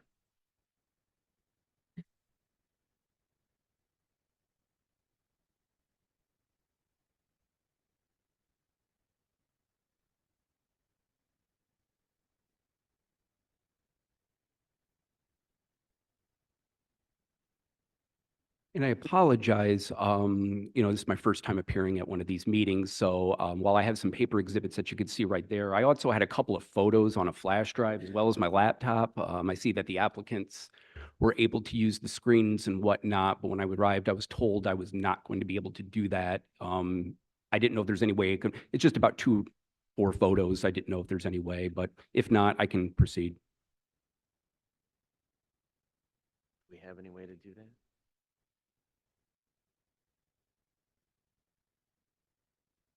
Okay.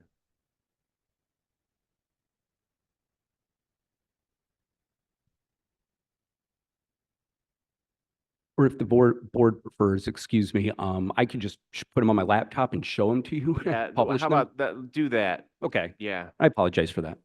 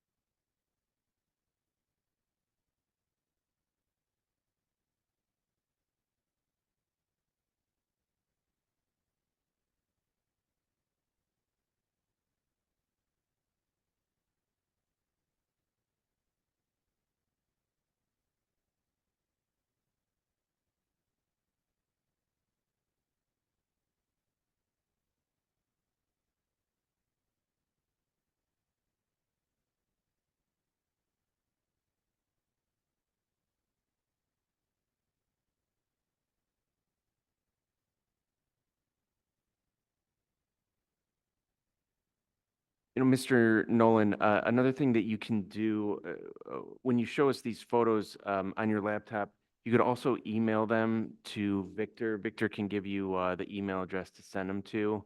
Sure. That way we can make sure that they get into the record. Wonderful, thank you, I appreciate it. Because what's shown on here is not the applicant's exhibits. This is DPD's slides. Oh, okay. I'm just, like I said, first time here, just trying to make sure I follow proper procedure and whatnot. And let me know when you'd like me to proceed. Please proceed. Okay, sorry. Ladies and gentlemen of the Zoning Board of Appeals, my name is Chris Nolan, and I'm an owner resident of a condo located at 2800 West North Avenue in Chicago, Illinois. We are located at the northwest corner of the intersection of North Avenue and California Avenue, which puts us directly next door south of the current North Hotel. While our building has been in existence since 2009, I personally purchased my condo in April of 2015 and have consistently been living in the unit for over 9 years. The building consists of 20 two-bedroom condominiums, as well as a ground floor coffee shop that also serves as a children's play space called Etheria Cafe, and for the record, it's spelled E-T-H-E-R-I-A. Essentially, this cafe is a place where children can access a safe play space while their parents can drink coffee and try to relax. The cafe also hosts numerous children's birthday parties and camps during the summer. Of the 20 residential units in my building, 15 are currently owner-occupied, with the remaining 5 being used as rental units.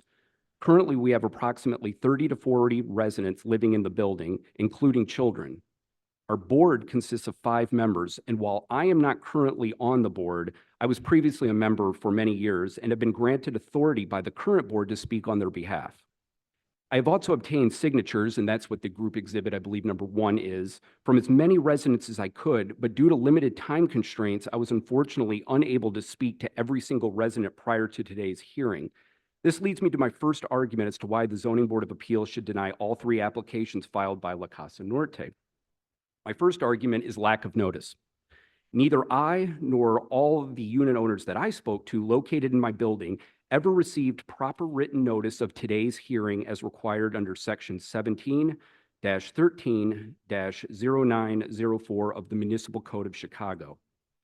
Simply put, while the applicant, La Casa Norte, complied with the Municipal Code of Chicago regarding providing written notice that applications had been filed, they did not comply with the code requirements requiring written notice to be provided of the hearing date for today. This is codified under 17-13-0904, and it states, the Zoning Board of Appeals must hold a hearing to consider the special use application. Written, published, and posted notice of the Zoning Board of Appeals' public hearing must be provided in accordance with 17-13-0107A, B, and C. Now, I'm not going to read the entirety of all three sections, but I'll highlight the following. Regarding written notice, and I'll just use the letters since the numbers are all the same, AB1, written notice must be provided by an applicant no more than 30 days before filing of the application or hearing. Mr. Nolan, let me stop you because the Illinois case law holds, you're here, so you have actual notice and notice is waived as to you. So to make this argument is not doing anything. Okay. And like I said, this is my first time appearing here, but I just kind of wanted it to be known that the only way I was able to obtain this was by seeking this out myself. So basically what you're saying under Illinois law is if I had just not shown up at all, then we would be able to present this as an issue. Actual notice, you're here, so you've waived any notice argument. For the purposes of appeal, can I make an offer of proof or? Go ahead. Okay. Basically, what I would say is that essentially the only way that, like you said, I'm here, and I guess this is just kind of the story of how I found out, is I know that the Zoning Board of Appeals on its website posts an agenda, and I was cognizant of looking up the agenda online, and I looked up the agenda, and when I read it, the word hearing is not stated anywhere on the agenda. So what I had to do is I had to call the Zoning Board of Appeals, but nobody answered the phone. I sent an email, and this was just this past Monday. And I received a response, and they told me that there was a hearing. So it was 5 days ago, and I would argue that that was not within the required time period or the time period that is required under the municipal code. Thank you for allowing me to make my record. Yeah. With that said, I will move on.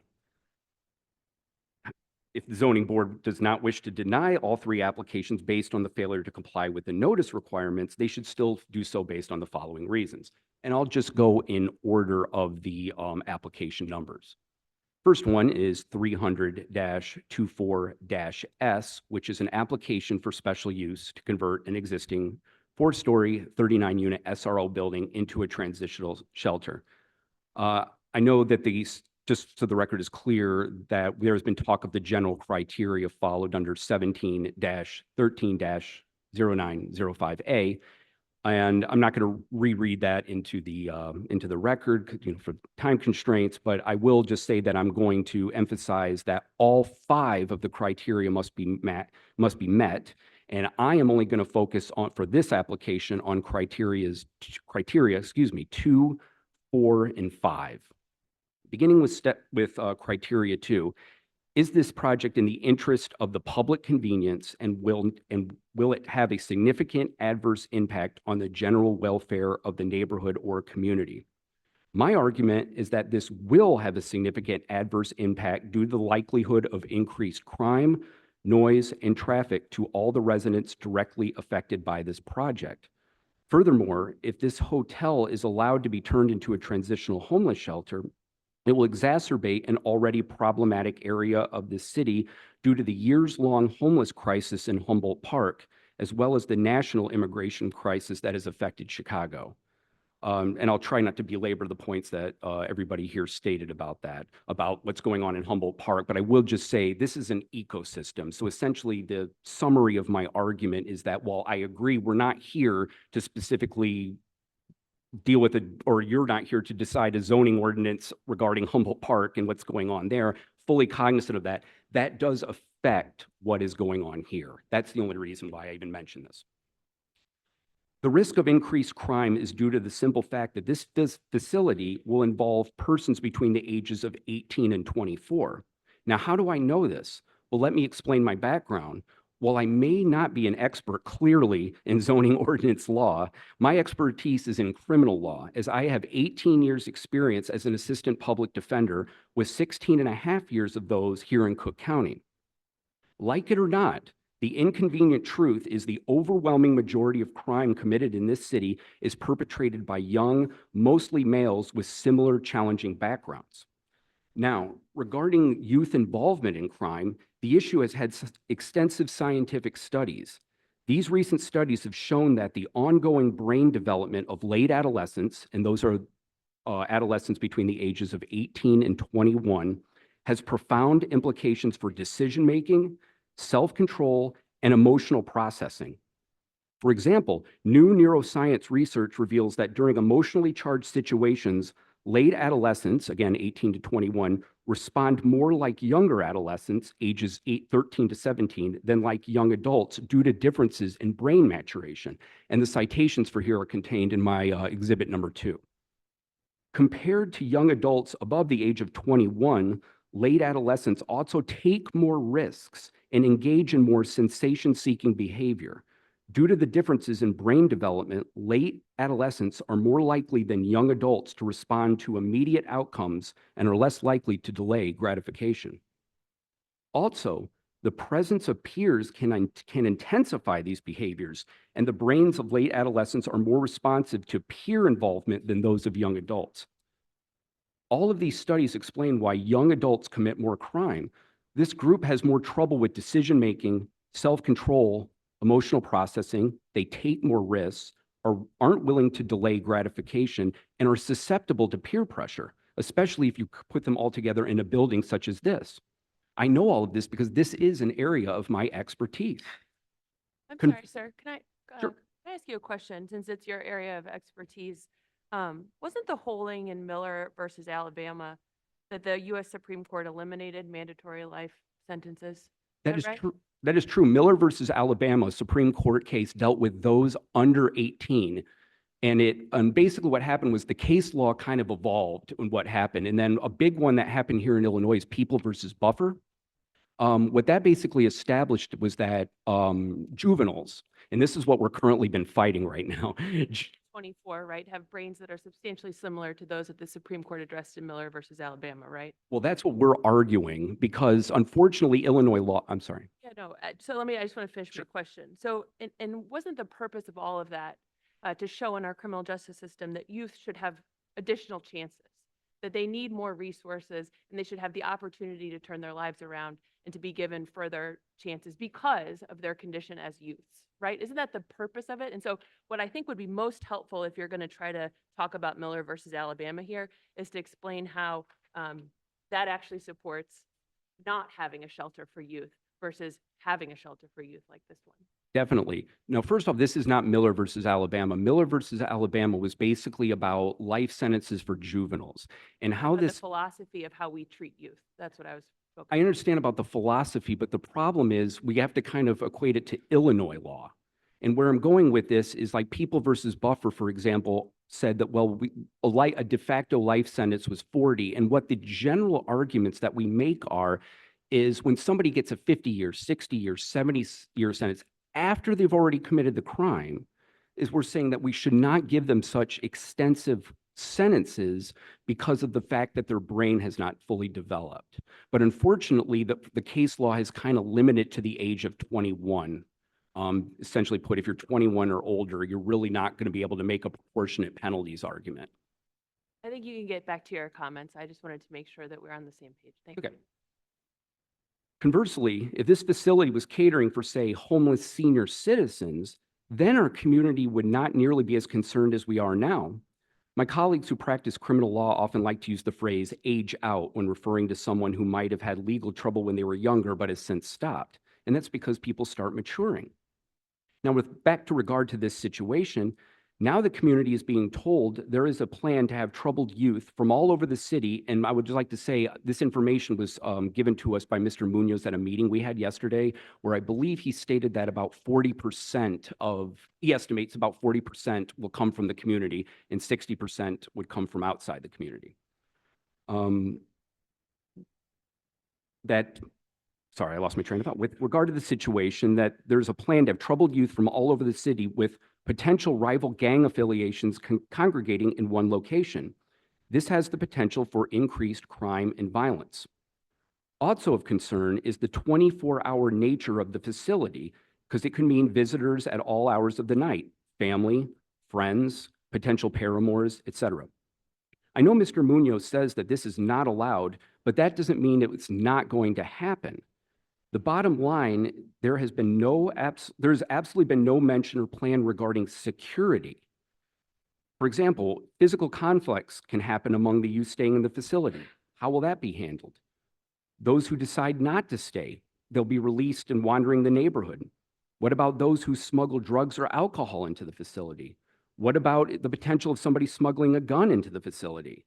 There's a 120-day maximum stay. What's the plan for when they either reach the 120 days or, again, don't have any other plan after 120 days? What will happen is this is a potential for even more overflow into the park. For example, let's say somebody from Rogers Park comes to the facility, but either decides he doesn't like the rules, violates the rules, etc. Where do you think he's going to go? He's probably going to go to Humboldt Park.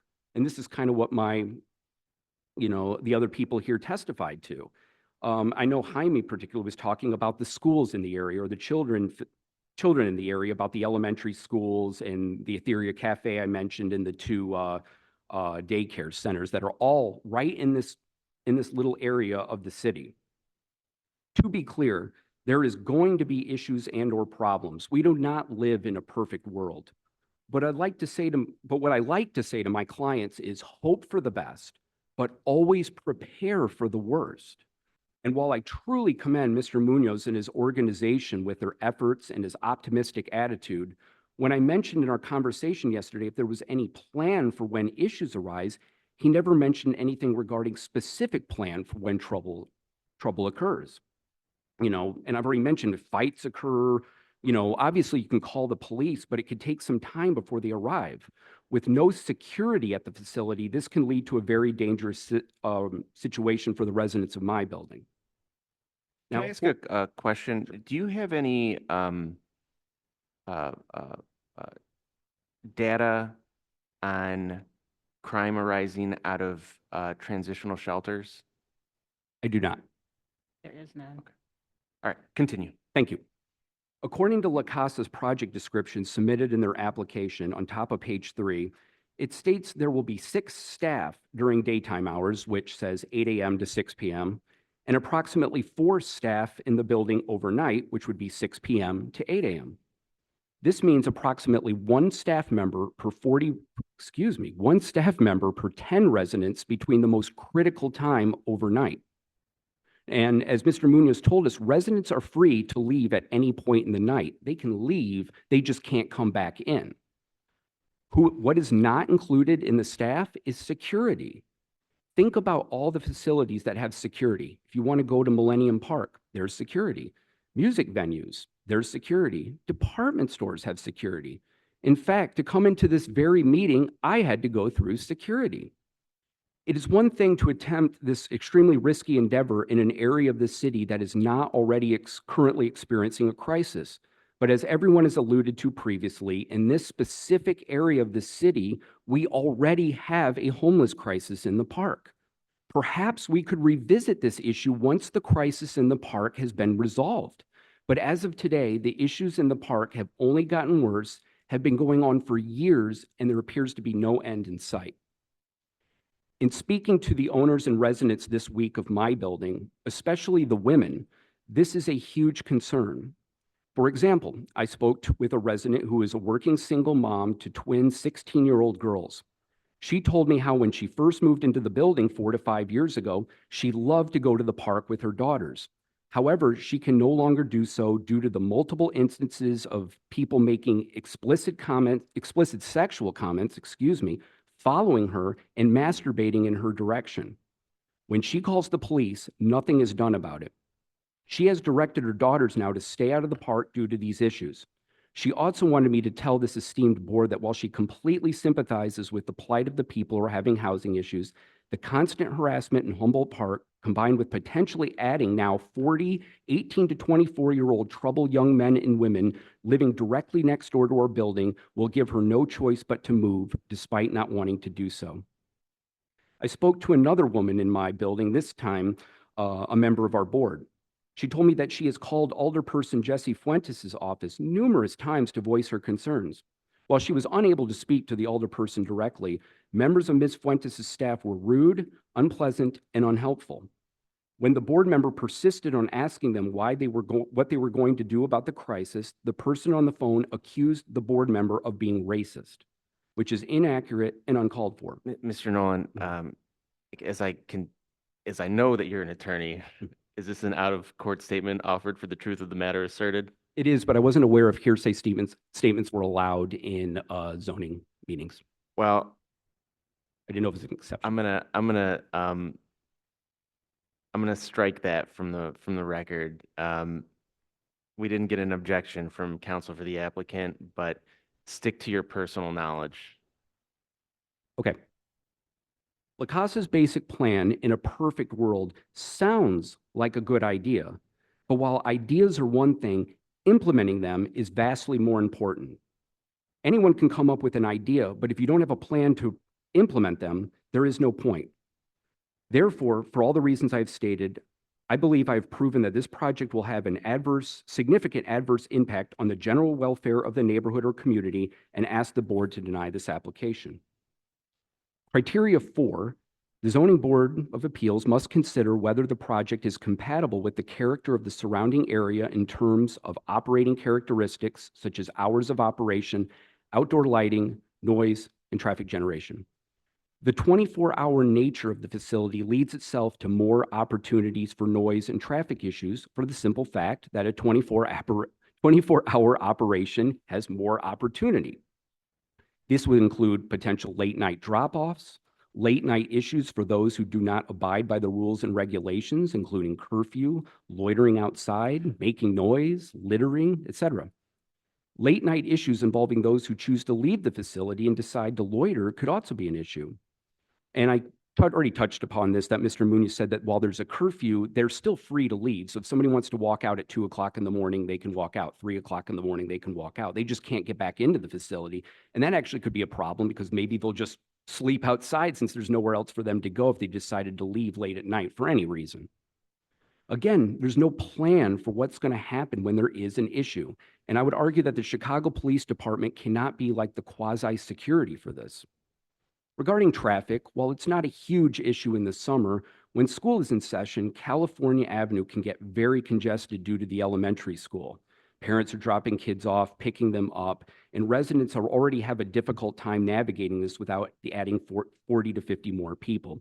I understand it's probably just a general idea that most people struggling with homelessness would not have a vehicle, but you never know, and especially when I go into the fact of visitors and et cetera. Criteria number 5 is the Zoning Board of Association must consider whether this project is designed to promote pedestrian safety and comfort. And I would argue that this definitely does not promote pedestrian safety and comfort. In fact, it decreases safety. I know we have various children walking and biking to Moose Elementary School, et cetera, but I will not belabor the point anymore. Therefore, for all the reasons I have stated, I've proven that this project will not promote pedestrian safety and comfort, and ask that the board deny this application. Moving on to the second application, which is the special use to establish a community center on the ground floor of an existing 4-story building. I am only going to be focusing on criteria 2 and 4. Again, criteria 2, which the board already knows. As a general argument, a community center by itself that operates during normal business hours, 9 to 5, for example, does indeed sound like a good idea. However, for many of the same reasons I have already articulated, mentioning the 24-hour nature of the facility, it will cause issues involving noise, generating more traffic, et cetera. Okay, you'll have your opportunity in rebuttal. Continue. Point number 4, is it compatible with the character of the surrounding area in terms of operating characteristics? And I know this is kind of the same as the point I already made before, but the reason why I've included Exhibit 3 of this specific photo of the alleyway is I kind of just want to give a personal explanation of one of the things that I know both my building and the new building, 2808 West North Avenue, might encounter, because this was something I encountered before this building was renovated. When I had first moved in, the North Hotel, I didn't really know a lot of details about it, but I did know that it was a pretty, I don't know what the word would be, but there's a lot of issues with the building, and particularly in the picture that's up right now, you could see the spaces right there, the retail spaces. There used to be a convenience store located right on the corner of the alley and the North Hotel. And what would happen is, because it was a bodega, people would park right in that alley and then run into the bodega, and they're probably only going in there for, a minute or two, whatever. But it was a constant issue. And not only was it blocking our parking spots, which you cannot see in that photo that's depicted right now, but you can see it in my exhibit, our garages are right along that alleyway. And at this time, 2808 simply did not exist, West North Avenue. And what we're afraid of is that there's going to be an issue with drop-offs and whatnot that is going to not only block the parking for our building, but block the ability of access to the alley so that 2808 and the other condos that go west of there, that they can access as well. Therefore, for all the reasons I have stated, I've proven that this project will have significant adverse impact on the general welfare of the neighborhood or community, and is not compatible with the character of the surrounding area in terms of operating characteristics, and ask that the board deny this application. The third application, I'll just say, involving the required parking from 5 spaces to 0. Admittedly, this is the least concern out of the 3 applications, especially for most of the residents in my building, since we have parking spaces. However, I will just add, in the interest of the 4 units that do not have parking, they are concerned. Just to reiterate, while Mr. Munoz has stated that the residents will not have cars, he most certainly cannot guarantee that. Also, the staff driving to work will add more cars on California and more potential for blocking the alleyway, therefore creating a nuisance to both my building and the condo buildings directly west.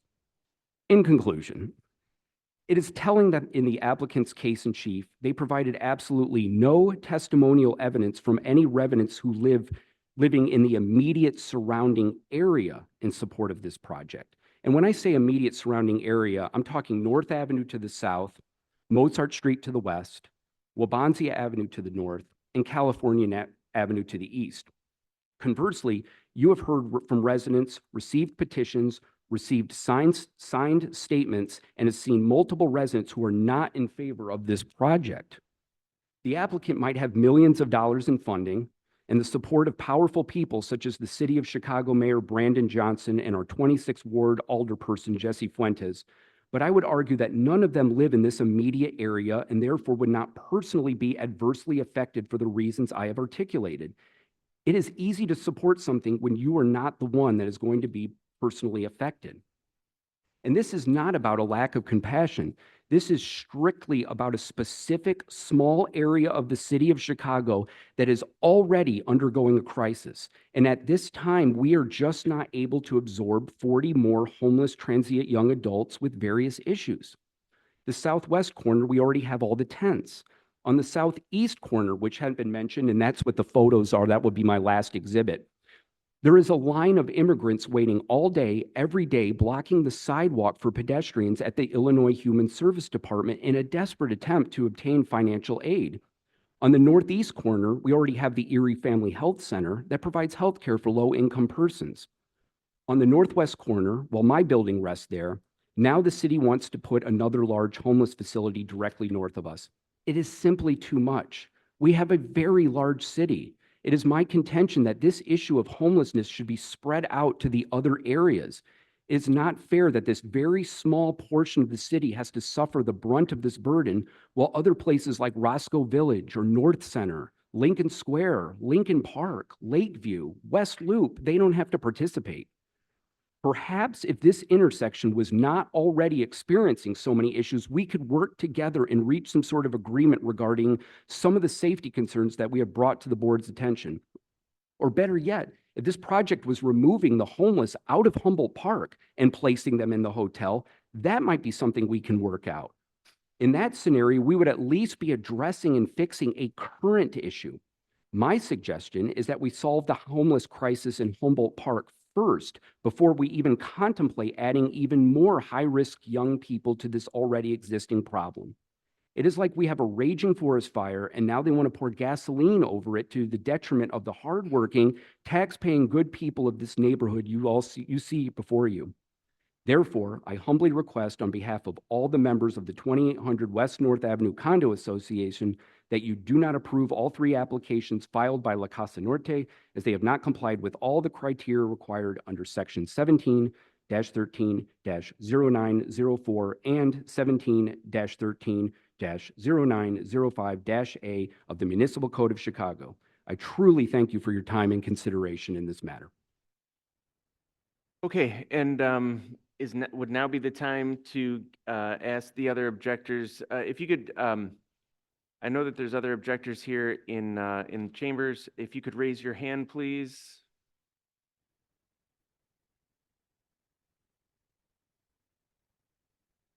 Count 10 objectors. And would I be correct in saying that you agree with the objections that were stated by the objectors who spoke today? Okay. Let the record reflect that they agree. All right. With that, are the objectors finished? Okay. The objectors are finished. We are now going back to the applicant for rebuttal and closing. Mr. Chairman, Mr. Chairperson, I'll just say again, there are some folks who were interested in speaking as members of the public, not on our team, but in favor of the application. I know you counted them out, so I'll put that out there again with the hopes that they can speak. Okay. Just generally, I'll kind of talk about some of the maybe evidentiary or procedural issues, and then I'll ask a couple members of our team maybe to talk about more substantive issues. One is I recognize that there's concerns by multiple people on this. I do sort of, I guess, object to online petitions that don't have any real signatures and that anybody can get online and fill out multiple times. So I object to that. I do object to all the discussion about the park. The park is the park. We're not operating the park. We're not here with an application about the park, and you're not considering any resolutions about the park. The park is what it is. It needs to be addressed in its own ways. We're proposing a way to alleviate homelessness, and we have just a different animal here, and it's not the park. And a lot of the discussion was about this park and a lot of the materials that were provided as exhibits. So we object to that. There was, I mean, to my mind, there was a lot of confusion about the operations and the 24-hour. It's residential. All residential is 24 hours. People live in their homes 24 hours. There was an attempt to sort of mix up the community center versus. Right. What are the hours for the community center? The 9 a.m. to 6 p.m. Am I correct about that? So that Monday through Friday. Okay. Weekdays, regular business hours. So we're talking about, does it conform to other businesses in the area? Monday through Friday, 9 to 6. Every residence, everyone on the block who lives on the block has 24-hour residential uses. Those are different things. There was some talk about parking requirements. I think there was confusion. We're not, the prior use had 39 units and 2 residential stores. That's all sort of grandfathered. There's not a requirement for 39 parking spaces. We're not trying to get a reduction. The new determination was for 5 parking spots. We're just trying to reduce from 5 to 0. Since 1927, of course, the building has had no parking, and the use before had 39 units with adults. Right, so the only way to comply with the parking would be to demolish the building? Correct. You finished my argument there, so correct. I know there was some concerns about notices. I think those were not informed based on actual code requirements. Victor can probably speak more eloquently than I, but first of all, the notices are required to be sent to taxpayers of record and not necessarily every tenant in an apartment building. That was complied with. We've provided an affidavit about that, but there's certain folks get those notices, certain folks don't. There, different people send out the notices. The applicant sends out the notices, of course, for filing. Seems like everybody got those. The board staff send out notices, but when they send out their notices of the hearing dates, it doesn't go to all the condo unit owners. It just goes to condo associations when there's large condos of 25 units or more. So I don't think there's any issue there. I think we sent out our notices in compliance with the rules. The ZBA staff sent out their notices in compliance with the different rules that they follow. I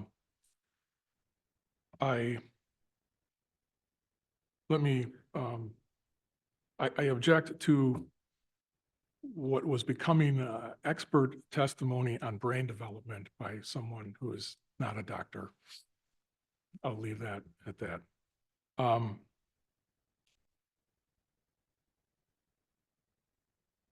I'll ask Jose Munoz, are you prepared to talk about some of the points that you were? Sure. Yeah, thank you. Do I use your mic? Of course. All right.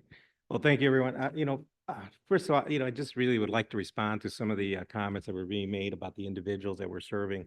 I do want to point out that we have individuals here today that we currently serve that voluntarily came here just on their own, wrote their own testimony and wanted to provide testimony on the record.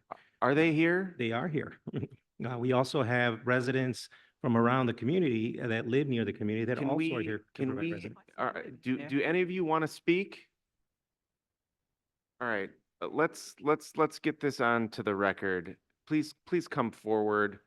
Oh, you've got a microphone. Great. Oh,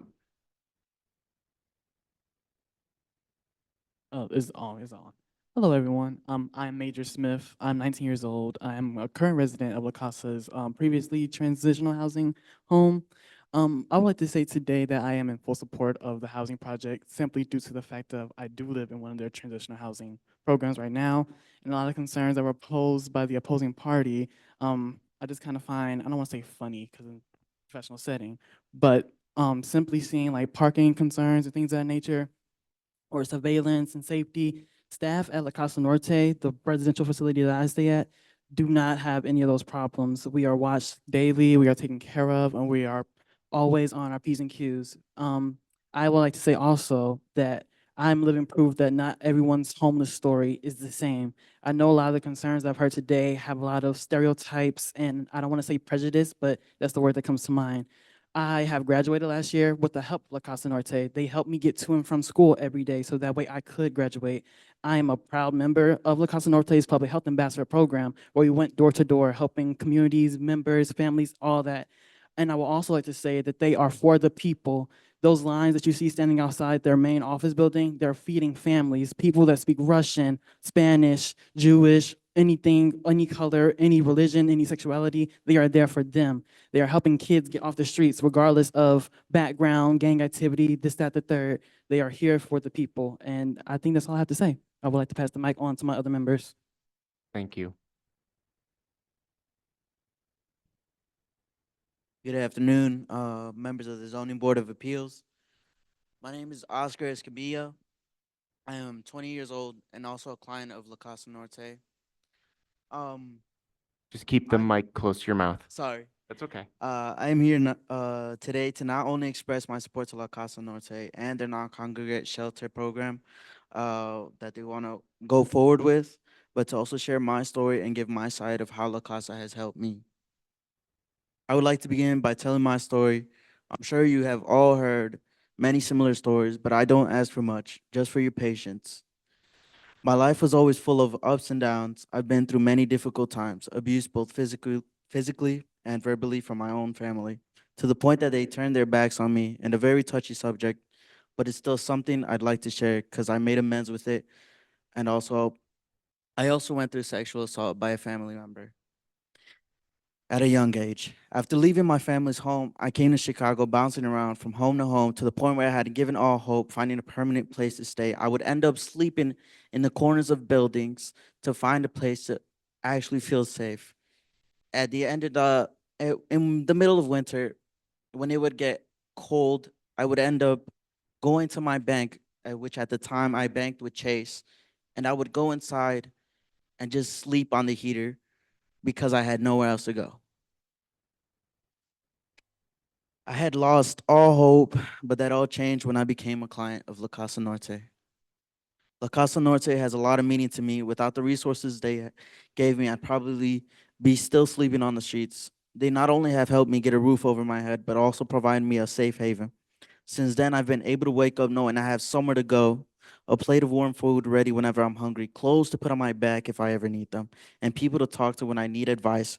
Furthermore, what they have to offer, their job trainings, their educational support, and especially support in getting important documents such as IDs, birth certificates, and social security numbers, has not only helped me recover from that dark spot I was in, but also made me strive forward to a better future for my own self. The non-congregate shelter project at North Hotel is a step I personally believe would help many others in a situation such as myself, while not only providing the same services that I have been provided with, but also it will be a space that offers privacy and stability, which are things that I believe will help many people recover from their own situations and keep striving forward knowing that they aren't alone. For me personally, this project will help me in more ways than one by not only providing me a space where I can get privacy to focus on my own self, but also a place where I can go knowing I'm able to make connections with other people who may be in the same situation as me. A place that would also allow me to keep moving forward while giving me their full support in anything I need. I not only ask, but urge you to support this project knowing that it may change many lives just as La Casa has mine. I would like to thank not only the staff at La Casa Norte, especially the staff at the front desk, but also the staff in drop-in, and as well to all of you for giving me your time, your patience, and your consideration. Sincerely, thank you, and have a wonderful rest of your afternoon. Thank you. Hello, everyone. My name is Jose Ponce. I am a 22-year-old client at La Casa Norte. I am here today to support for the zoning request. My story begins in February 21st, 2024. I was living with my families. Everything was okay, but for different reasons, we got into an argument. I got kicked out. I was sleeping at a police station, and they recommended me to the Casa Norte, where my caseworker Maria, she helped me out a lot, getting my social security card, my ID, my scholarship for going back to college, and it has helped me a lot, learning how to cook, taking care of myself, practicing my singing skills, getting better for everything. And I hope my story helps a lot to others, knowing a lot of things about myself. And this really, I think this project will help others, keeping kids out the streets, young teenagers like me and others. I know sometimes we don't share the same story, but we do have something in common at the end of the day. We are all homeless. I thank you all for all the love and support. Thank you.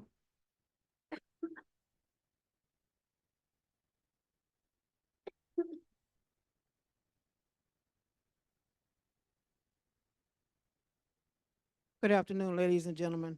My name is Lucy Farmer. I have been a Pickerdike resident for 24 years. I am here to support the North Hotel Non-Congregate Shelter Project. As a resident of Humboldt Park neighborhood who lives just a few streets away from the proposed development in the park, I have seen firsthand the effects of homelessness and believe this project is essential for our community. As a mother, I also believe that our youth deserve opportunity and resources to thrive and become active and contributing members of our city. I believe the proposed project is critical to help achieve this goal by providing housing and a safe, defined environment that youth can access, education, employment, and health services. Zoning Board of Appeals, again, as a community member and a mother, who wants to see all of our youth succeed. I urge you to approve La Casa Norte's application. I appreciate your consideration and wholeheartedly support this initiative and believe it will possibly impact our community. Thank you.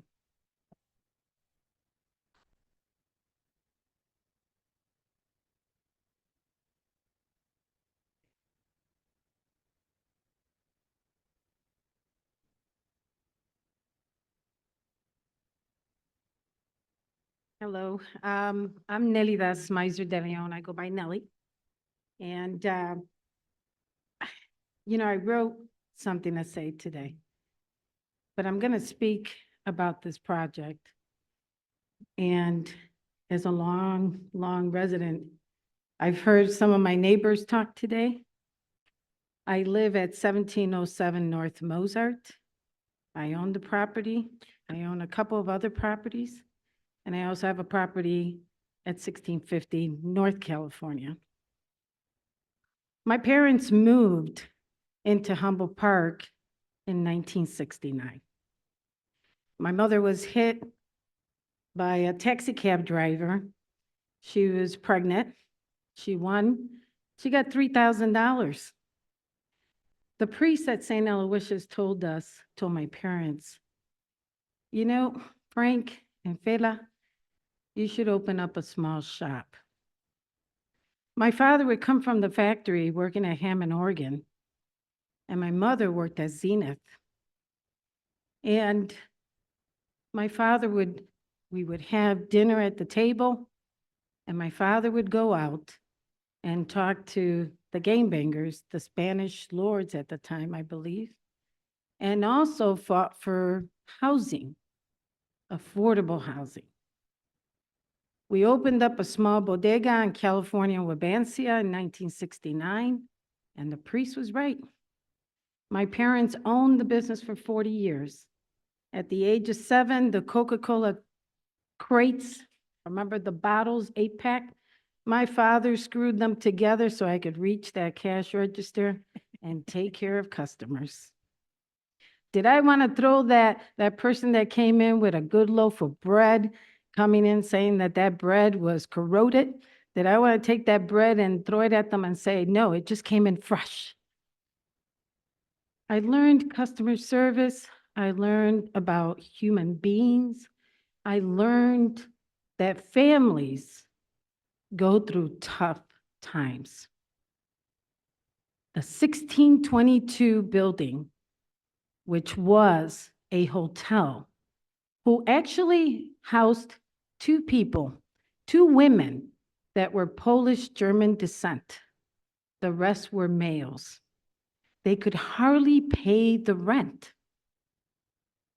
And if they couldn't pay the rent, they couldn't eat a good meal.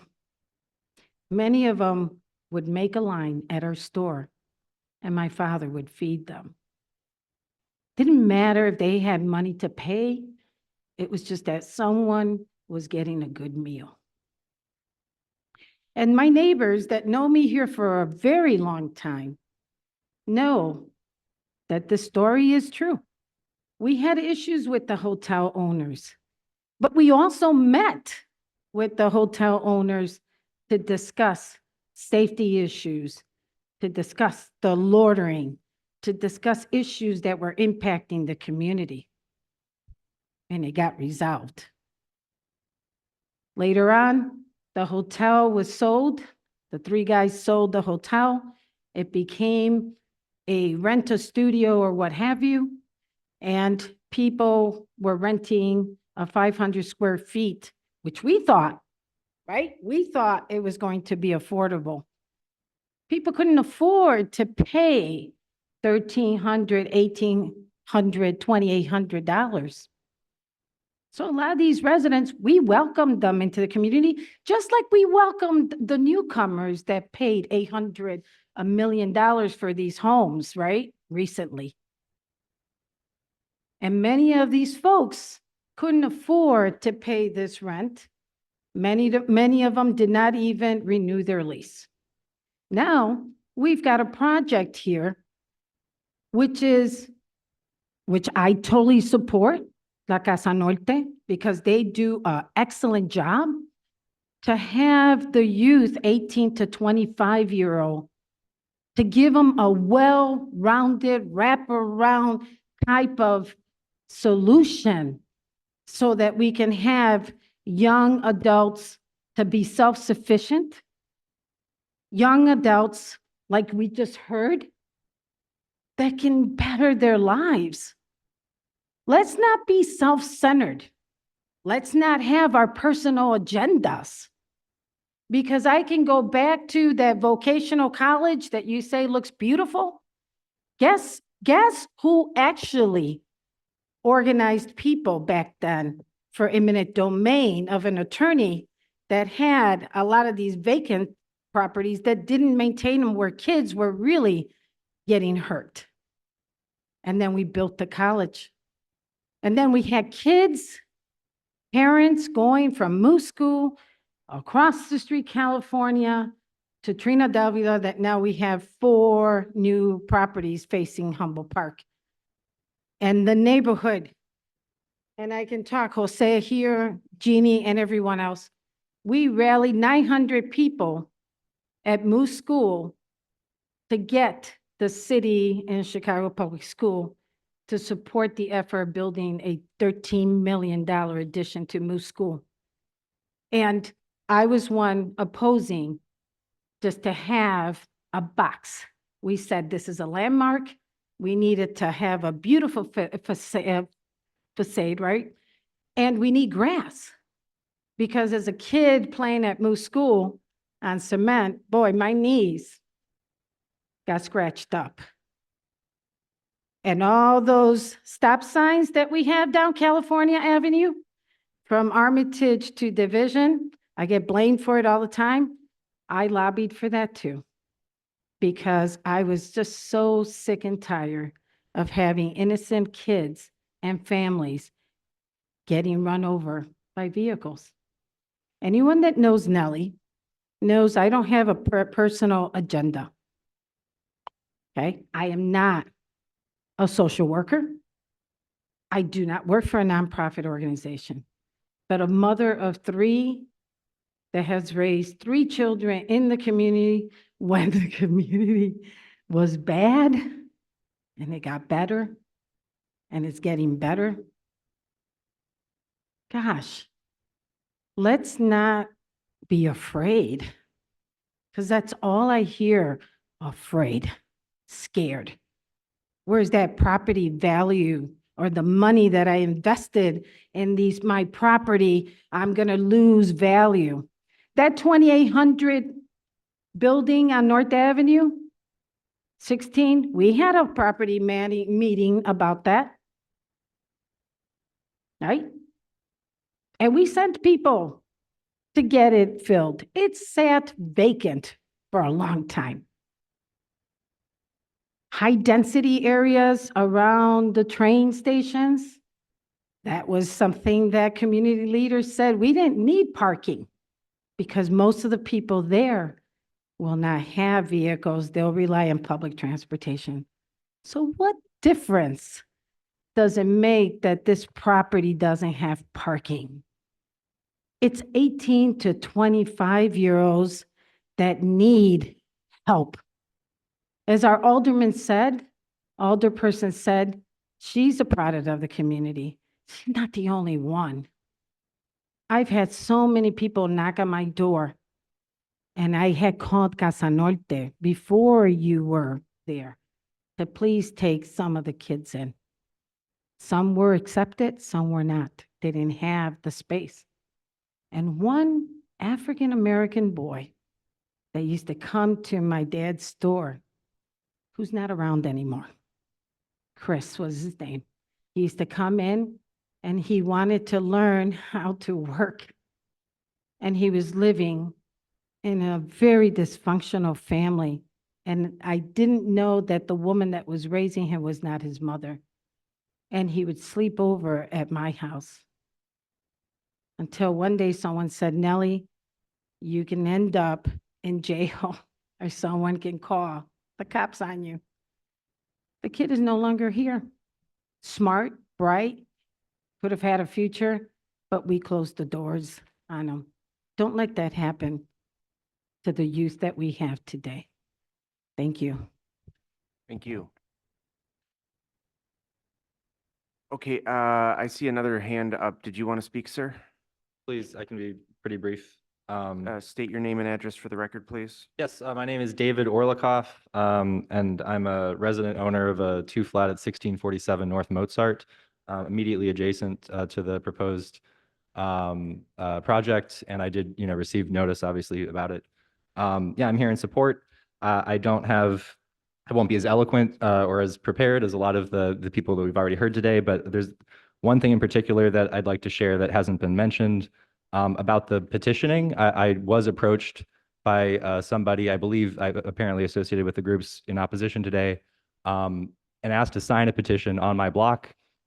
The way that was framed to me was to, quote, help the homeless, was the tagline, and I asked for more information, but this is a petition to help the homeless people, and it was not phrased as a petition to reject the zoning or to reject the proposed use of this project. It was primarily stated a petition to help the homeless people. So I inquired, how are you going to help them? And then I wasn't able to sign because the petition did not include any measures to actually help the homeless people. And I, firmly believe that this project will be a boon to homeless people currently in the area, as well as to the community as a whole, including myself. I think maybe just one other thing, it's really not a zero-sum game when we're going to help people. It's going to help everyone. Helping somebody doesn't mean that we're hurting someone else. And, as we have seen over the years, with there being, to some degree, increasing numbers of tents in Humboldt Park, we may expect that if we're not coming up with solutions like this proposed project, that those numbers could continue to increase, and people do come already from different parts of the city, maybe to whatever opportunities they can find. So without providing these services for youth today, that could contribute to adult homeless populations in the future. So to me, it's a no-brainer to support this plan. I'm, proud to be here today. And yeah, I think that's about it. Thank you. Thank you. Sure. Hold on. You're going to need to get in front of a microphone.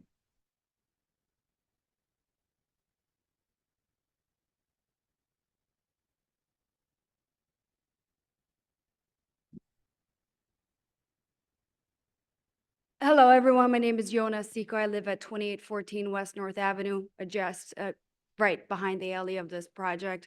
Just a very quick question. This used to be an SRO previously. It was revoked, their license, due to health and safety regulations. I just want to know, how will that be different moving forward if this does get approved? It's very simple. Thank you. It's a different use. It's a transitional shelter. Okay, did you want to say something? Yes, please. State your name and address for the record, please. Okay. Hi, my name is Xiomara Rodriguez, and I live at 2621 West Crystal Street, so just a couple blocks south of 1622 North California. I'm a lifelong resident of Humboldt Park. I am here to support this proposed project. I live in the same building my mother grew up in, which is the same building my grandmother made her first home in when she came from Puerto Rico. Multiple generations of my family were raised in this one building, and we have all seen how the neighborhood of Humboldt Park has changed over the years. I graduated from Jose de Diego, the neighborhood school, and throughout my time there, I lost some of my best friends and their families as they were forced to move far away because of the increasing housing insecurity. This housing insecurity experienced by long-term residents has been going on for years, and with the COVID-19 pandemic, I watched a new level of housing insecurity arise as people began making their homes with tents in our beloved Humboldt Park.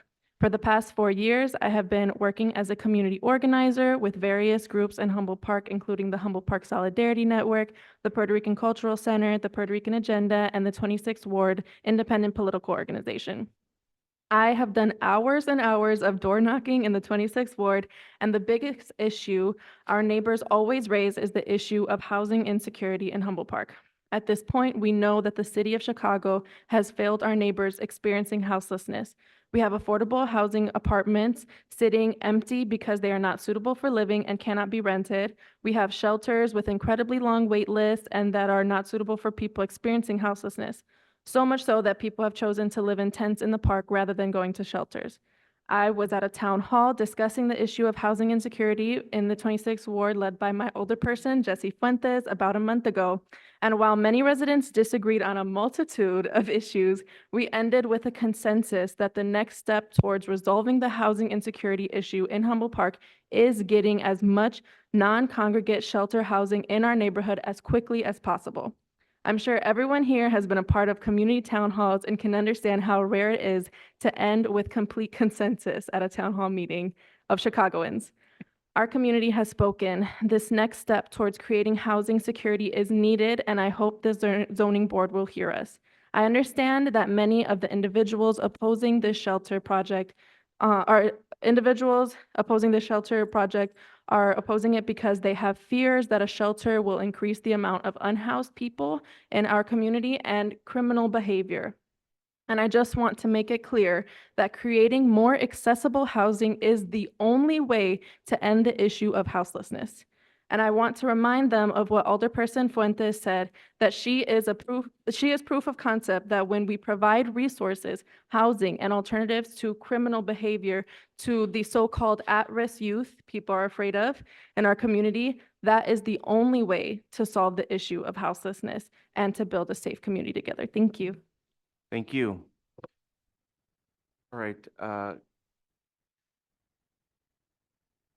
Sure, if we could get the microphone on the applicant. There we go. Okay. No, so I just want to end by, there's a few statements that were made at the, during this meeting, and I understand a lot of those comments were fear-based or not having a solid understanding for what our project will do or the youth that we work with. I just want to make sure that everyone here, that we can maintain an open dialogue and want to invite anybody who wants to meet more of the youth that we support and the programming that we're providing, not just at this site, but any of our sites, so you can get a solid understanding of what it really, not only what it really means to be homeless, what our homeless population looks like, but all the reality, the success stories that we've been able to produce. You heard from some of our youth here, and I just want to also comment that, that those statements that they put together were put together on their own. They wrote them on their own, made a decision to come here on their own. They heard about what was happening here and they wanted to be here on their own. And so I want to thank them for being here. Someone made a comment earlier about my positive attitude, and the reality is, yes, I do, but that's because I'm blessed with the fact that I've seen personally what it looks like to be homeless, and I've also seen what it means when you have the tools to be able to thrive. And I get to see that every single day with the mission of La Casa Norte. I get to see the youth in our programs. I get to see them thrive every day. I get to see those success stories personally. And that's what maintains that positive attitude. And I really hope that some of you have an opportunity to come volunteer at La Casa Norte to support the organization and gain some of that same positive attitude when you meet some of the youth in our community. Thank you. For the most part, I'm going to let that stand as our closing argument. I think that's a good idea. Just to ask quickly, you do have folks there, 4 people at night, which helps with security. Is that right? That's correct. And then you do have procedures if people need to be removed from the program. They're not booted out in the middle of the night. There's procedures for that. There's procedures for enforcing rules and all those good things. Is that That's correct. We have policies and procedures for that. And I do want to comment that, part of the reason we're looking at a shelter project like this is to make it easier to maintain people housed. In a situation when someone is upset or, there may be an issue or there's some aggression or something, it gives us the opportunity to be able to isolate someone individually into their own room without having to be in the general milieu. So this is actually going to be a safer way of being able to provide those support services. Okay, thank you. And all right, so the applicant is resting, and now we're going to go lastly to Alderperson Fuentes for closing remarks. Thank you, and thank you to all the commissioners. I want to say this to all the folks that came in opposition. I want to affirm your frustration. I get it. 80 tents in the park is a lot. Having to deal with a problem for 3 years is unacceptable. I want you to know that I've spent the last 13 months that I've been in office working to address that problem every single day. La Casa Norte and its attempt to house young people is not the only tool that we are seeking to address the problem. Many of you all know who attended my town hall last month. I am seeking to acquire the New Life Community Center so that we can house the individuals in the park. And that is something that I am working on with the Department of Family Support Services, the Department of Housing, and the mayor every single day. I understand the issues of safety. I do. I've met with the women who have concerns, who have had to deal with some of the issues that come out of the tent encampment. Not too long ago, we had a serious case of sexual harassment. I am working every single day with the Chicago Police Department. We have gotten the Chicago Police Department to support us in the tent encampment with everyday bike patrol in the park. I want you to know that I take the concern seriously. Every single day, I am willing to have the conversation. Because we are on opposite sides on this particular project doesn't mean that I believe that we are against one another. I believe that you want a resolution to a problem, just like I want a resolution to a problem. I do not believe, however, today, denying this project is going to create the solutions that we all believe. I also believe respectfully there are assumptions made of the young people that we're seeking to serve. To be homeless doesn't automatically mean you are a criminal. To be homeless doesn't mean that you are a gangbanger.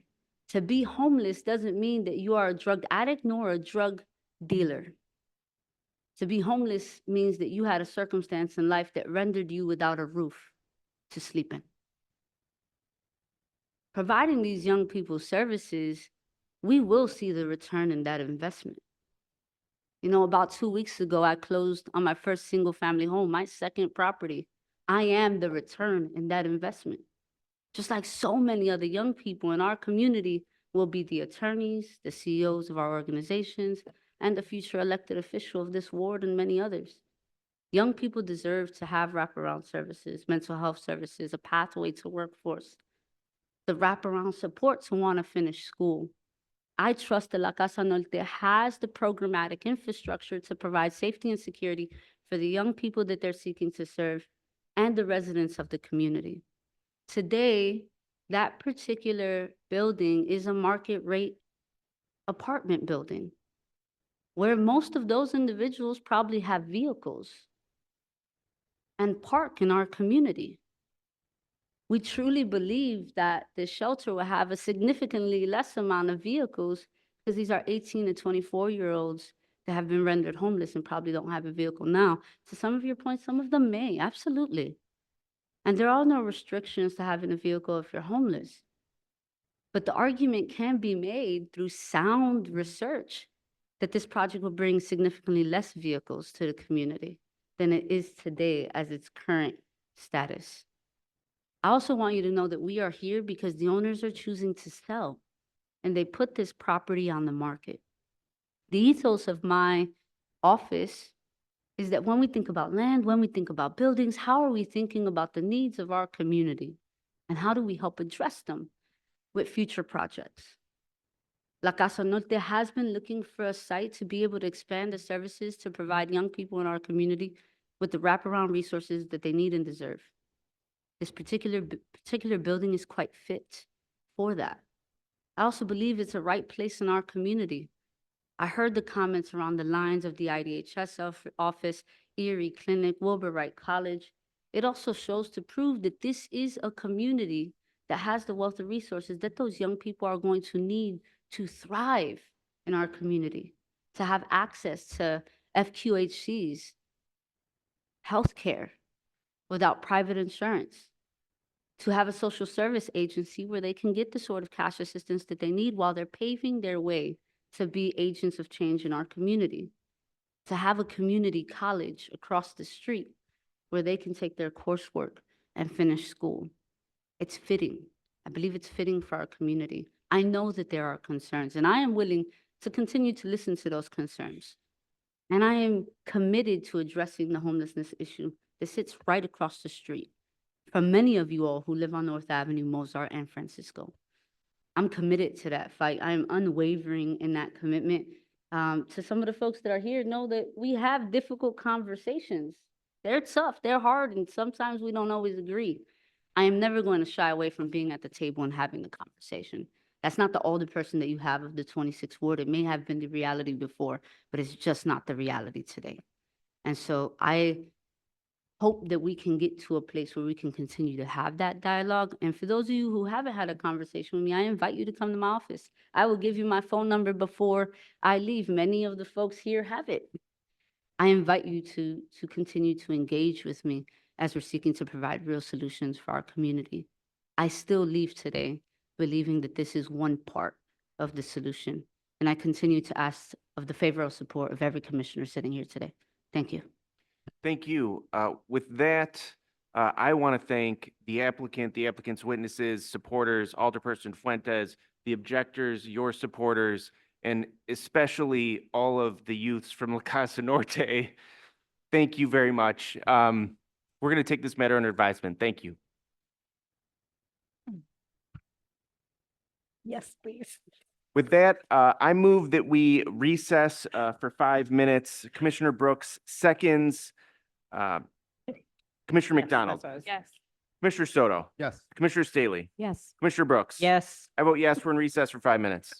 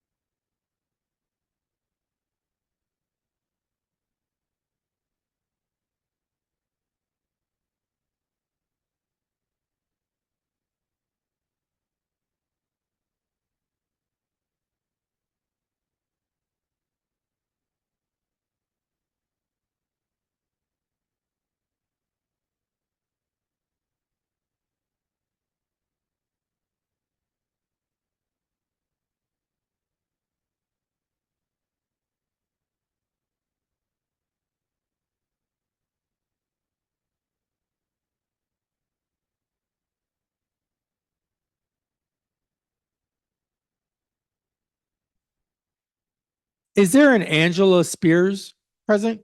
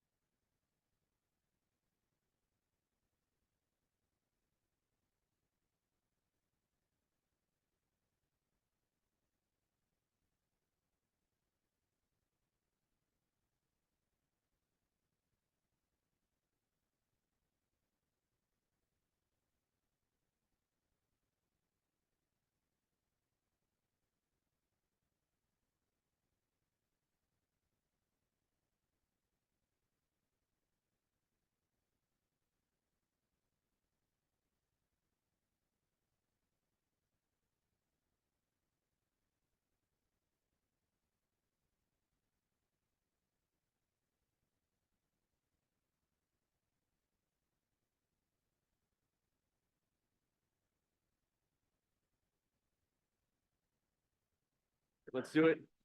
No, it's all right. Thank you, Nellie. Thank you. Okay, I move that we reconvene this meeting of the Zoning Board of Appeals. Commissioner Brooks seconds, Commissioner McDonald. Yes. Commissioner Soto. Yes. Commissioner Staley. Yes. Commissioner Brooks. Yes. I vote yes, and we're back, and we are calling the next case, which is.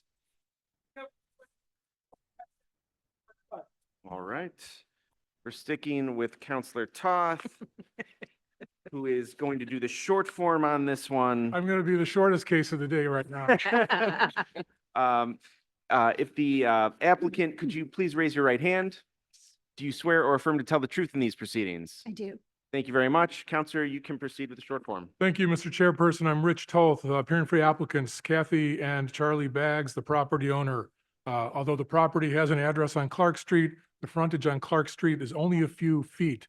It has an unusual shape in that what is sometimes called a flag lot, where there's a very long and narrow access to the public way leading towards a more traditional rectangular section of the property. Property has only about 3 feet of frontage on Clark Street, leads to an approximately 3-foot wide path that's about 41 feet long to the main portion of the property, which is only about 113 feet deep, which by itself is undersized for a traditional city lot. As a result, the building itself is only about 5 feet from the rear property line, which was the property's original design and how it was originally constructed. The property was reportedly built in 1891. So of course, the current owners had no involvement in the layout or building design. The building includes a 3-unit condominium building. The applicants are the first floor condominium unit owners, sole owners of the property's garage in the rear of the lot, in part due to a pending building code violation case that alleges that the previous owners built the garage, or prior owners, maybe not previous, built the garage without a permit. The applicant now proposes to remove the existing garage and replace it, simply replace it with a new single-car frame garage. As a result, the city has identified the need for a variation for the garage, in part for the garage to be on the rear property line. We are not aware of any objectors. Present with me is owner Kathy Baggs. I'd like to call her as a witness. Yeah, and if you can just have her swear to her affidavit. Ms. Baggs, you were kind enough to submit an affidavit in support of the application that was submitted with our proposed findings of fact. If you were asked to testify further, would you testify in accordance with that affidavit? Yes. Rest our case. Any questions from the board? No. Seeing none, we will take this matter under advisement. Thank you. Thank you. Going slightly out of regular order, cases 305-24S and 306-24S, 3300 West Franklin. Thank you. Thank you.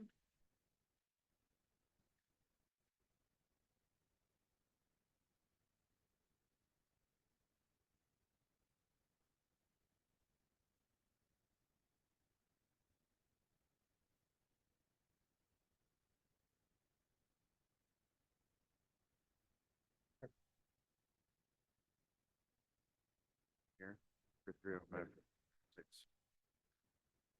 All right, while everyone is getting situated, I'll go ahead and read the department's recommendations.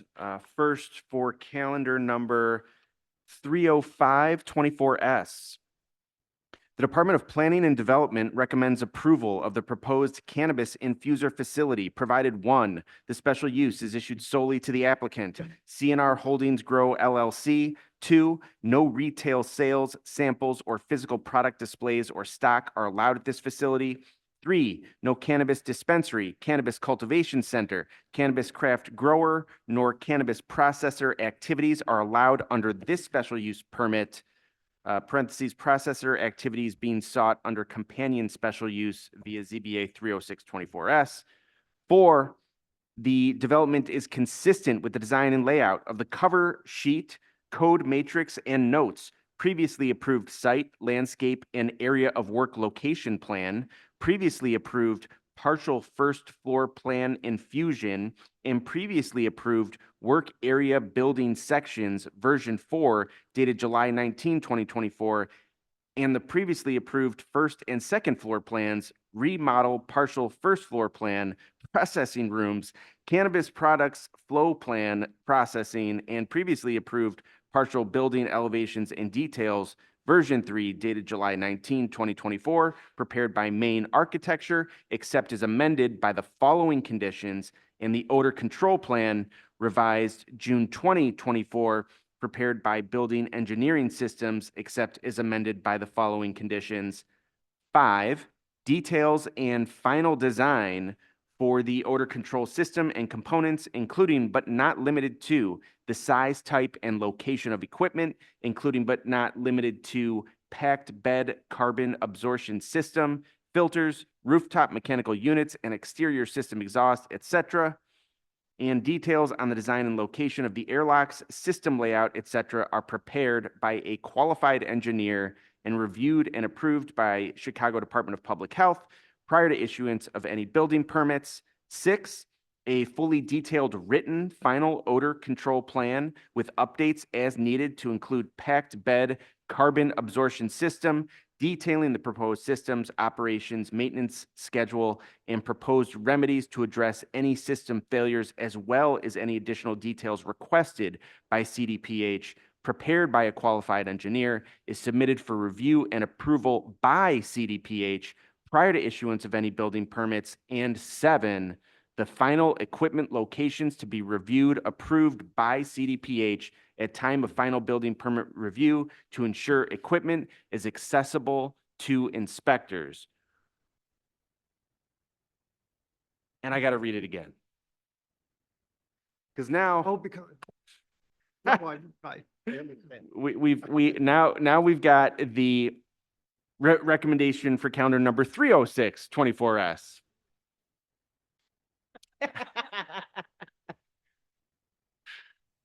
Mr. O'Brien. I'm not going to recognize you as an expert next time. Okay, here we go. This is the recommendation for calendar number 306-24S. The Department of Planning and Development recommends approval of the proposed cannabis processor, provided one, the special use is issued solely to the applicant, CNR Holdings Grow LLC. Two, no retail sales, samples, or physical product displays or stock are allowed at this facility. Three, no cannabis dispensary, cannabis cultivation center, cannabis craft grower, nor cannabis infuser activities are allowed under this special use permit. Parentheses, infuser activities being sought under companion special use via ZBA 30524S.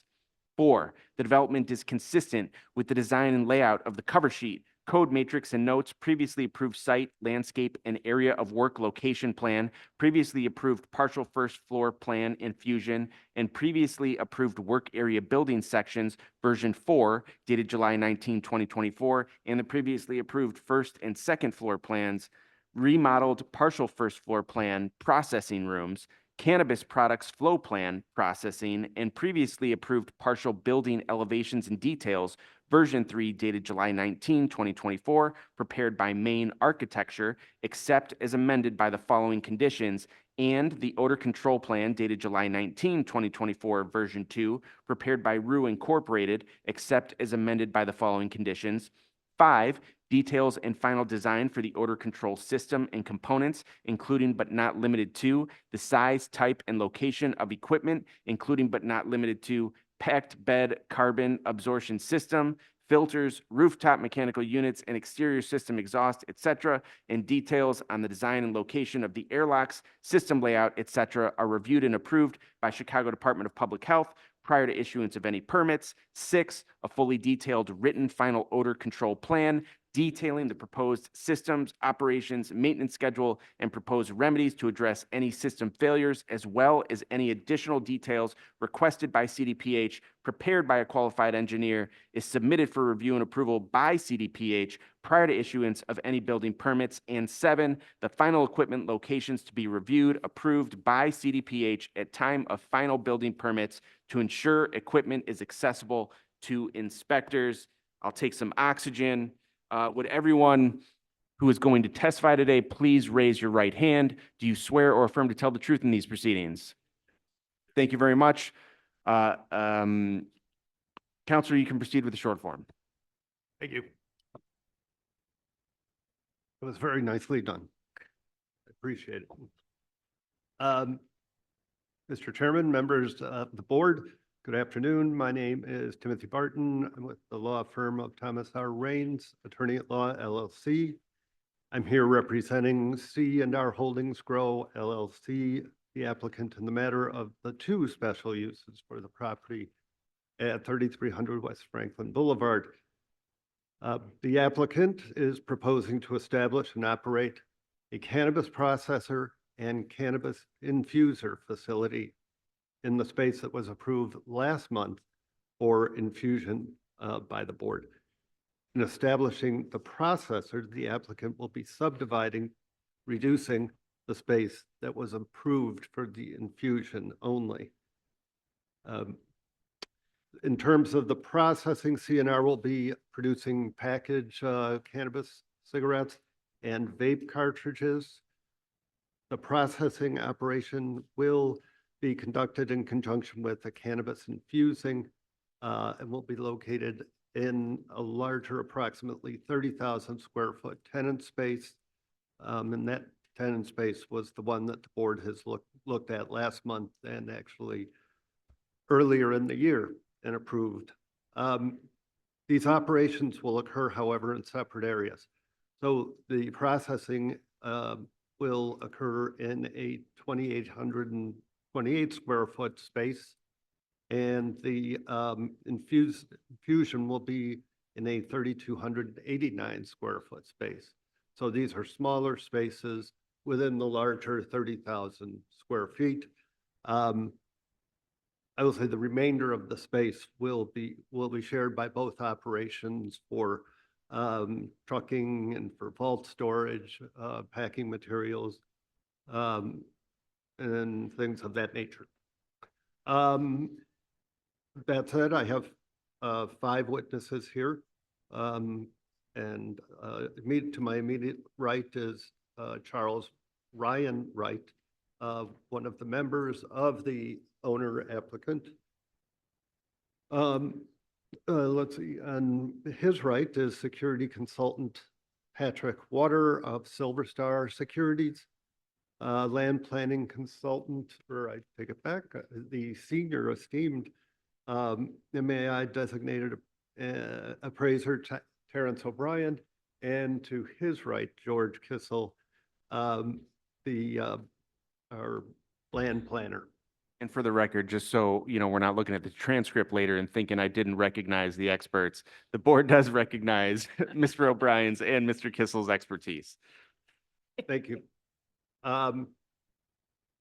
Wright, you're the, are you a manager of the CNR Holding Growth LLC? Yes.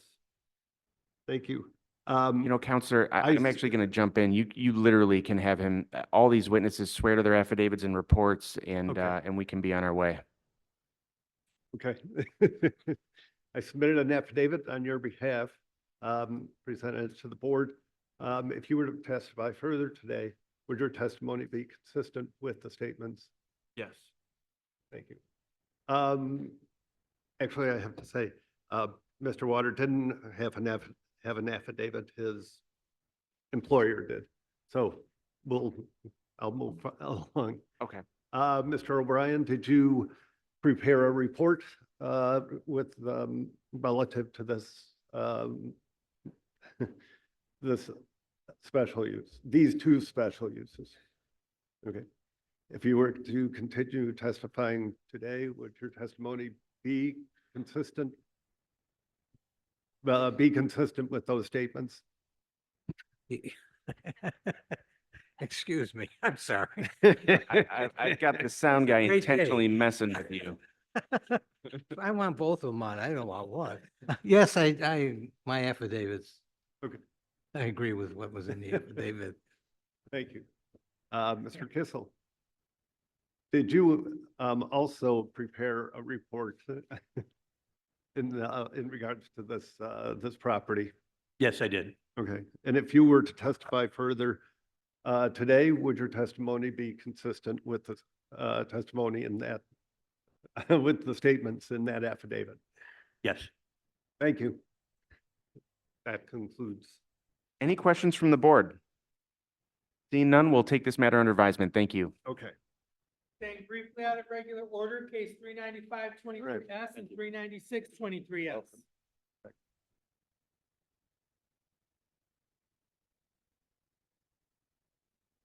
Where are we going? First one's under. Page 9 to 10. Ah, got it.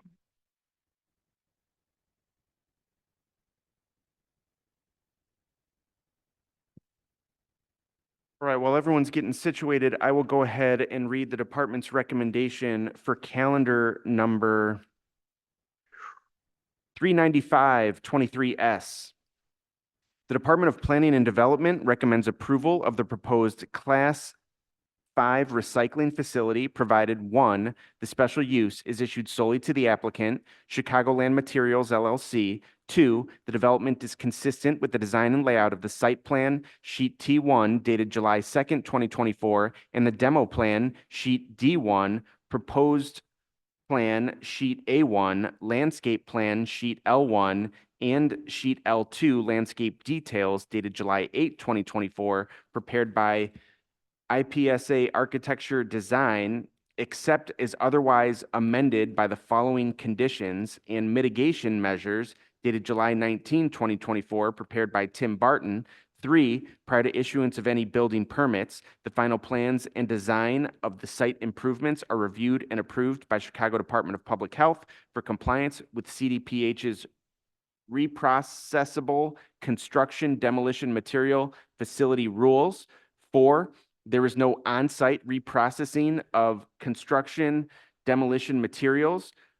5, prior to issuance of final occupancy permits for the proposed recycling use, the applicant obtains a Class 5 recycling facility permit from CDPH. 6, prior to issuance of any building permits, the applicant files final plans and design for the proposed drainage system, retaining walls, and/or alternative method of erosion control, dust control, along with exact location of any details for required 8-foot-high fence with mesh screen for review and approval by CDPH prior to issuance of any building permits. And 7, prior to issuance of any building permits, the applicant files for any and all required grants of privilege from Business Affairs and Consumer Protection to utilize designated portions of the public right-of-way along South Colmar Avenue to occupy such areas and for installation of any permanent fencing, site improvements, erosion control measure, etc., and has received final approvals for all such occupancy and/or improvements and GOP prior to issuance of certificates of occupancy. Okay, same thing here, Counselor Barton. You can proceed with the short form. Okay, thank you. Good afternoon again, Mr. Chairman, members of the board. My name is Timothy Barton with the law firm of Thomas Raines, Attorney at Law LLC. And I'm here today representing Chicagoland Materials LLC, the matter of in the matter of the special use. Chicago Materials is proposing to establish what is called a Type 5 recycling zoning classification. It will be operated in conjunction with its current business, which is a landscape sales operation.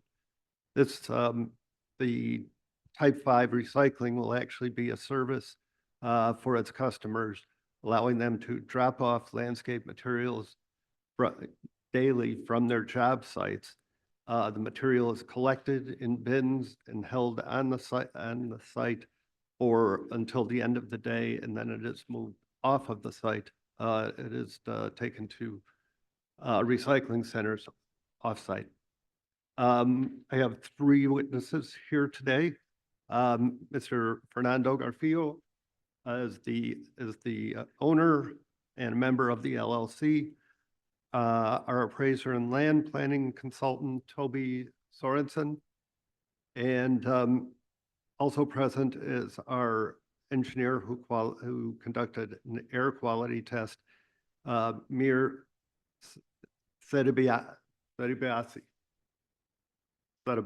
Thank you. And the board recognizes Mr. Sorensen's expertise. Okay. If you gentlemen could just make sure when you do talk that you speak, they pull that microphone towards you and the light will turn green for you to speak into it. I guess I'll just ask Fernando if you, I'll tell you, I filed an affidavit on your behalf. And if you were to testify today, further, would your statements be consistent with that? Yes. Okay. Let's see. Oh, I guess, Mir, you filed an air quality report with regard to this property, and we submitted that to the city and to the Board of Health. Thank you. If you were to testify further today, would your statements be consistent with that, with your report? Yes. Toby, you also submitted a report with your findings related to this property. If you were to testify further, would your testimony be consistent with the statements therein? Yes, it would. Okay. Are there any questions? Any questions from the board? We'll take this matter under advisement. Thank you. Thank you.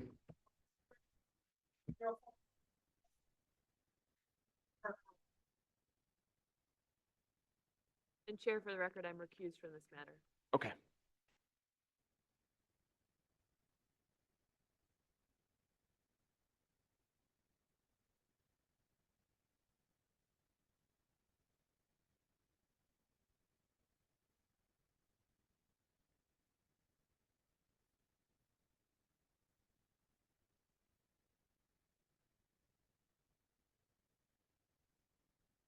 All right, while everyone's getting situated, I'll go ahead and read the department's recommendation for calendar number 30424S.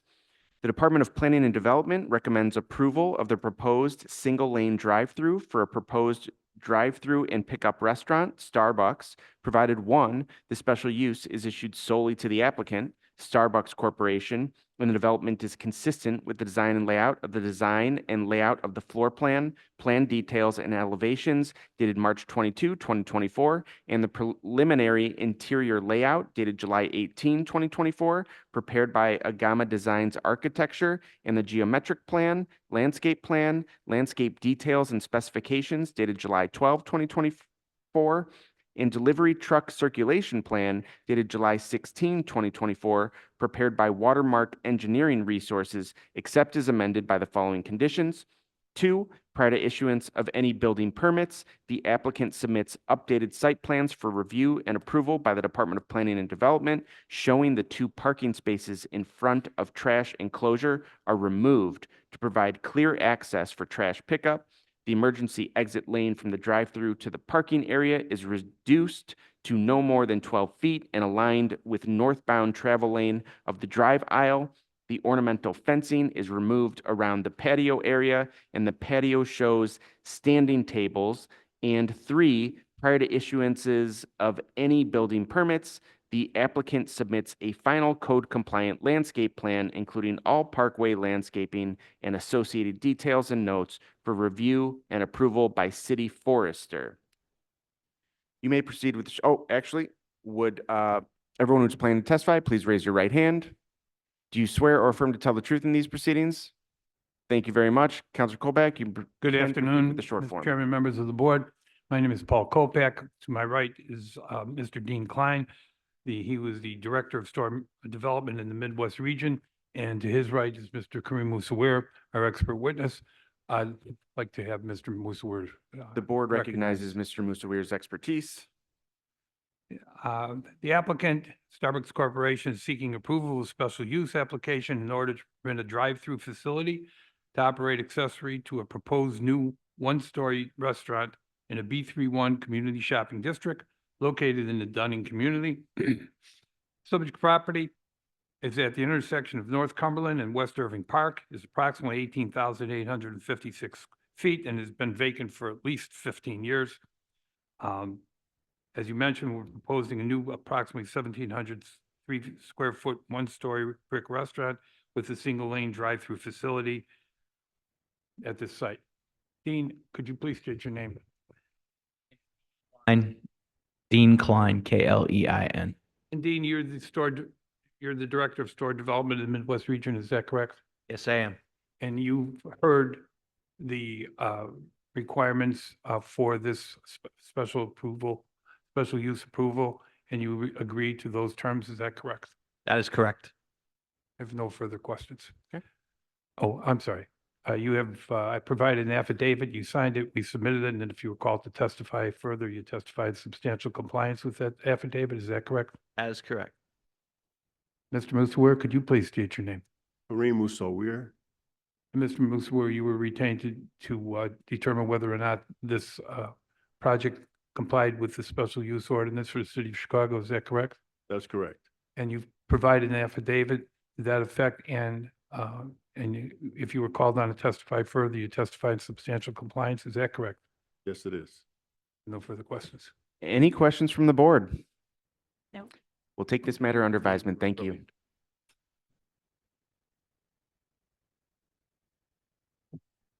Next page. 0724 Z 0824 Z 4357 South County, Mass.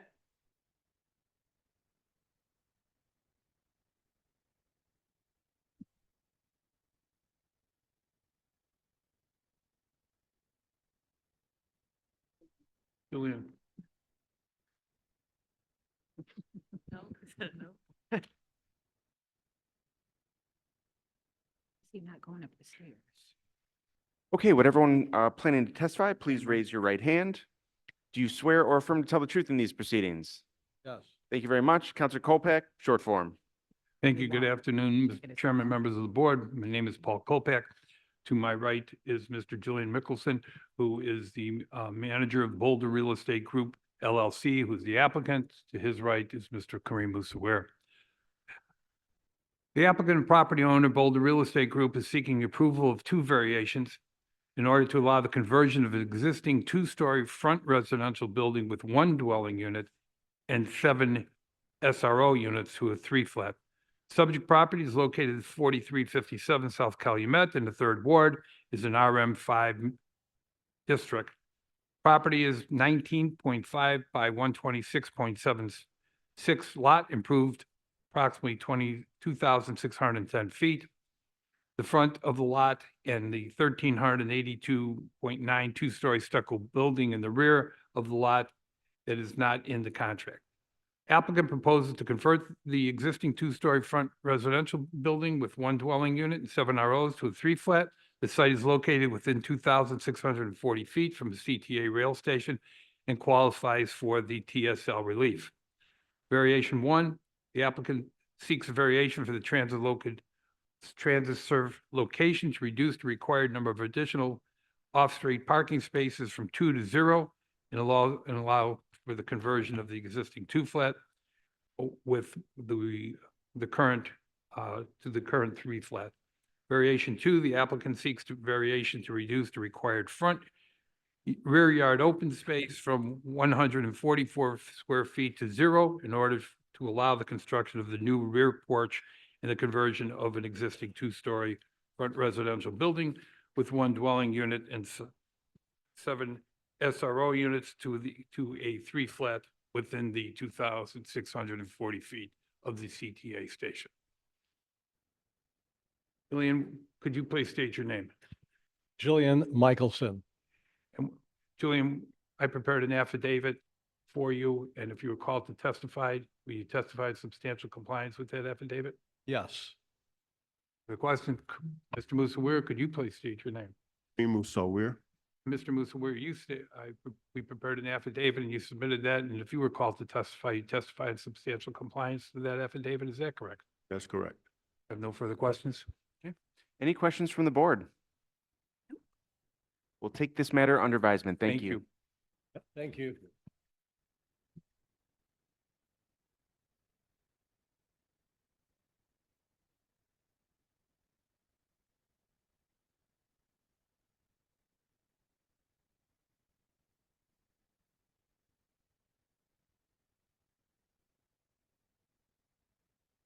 Order again. Case number 13524 Z 3016 North Troy. Go up the, why is he not going up the stairs? What? Is there an objector? What? Yeah. That's why you moved. It's on. Yeah.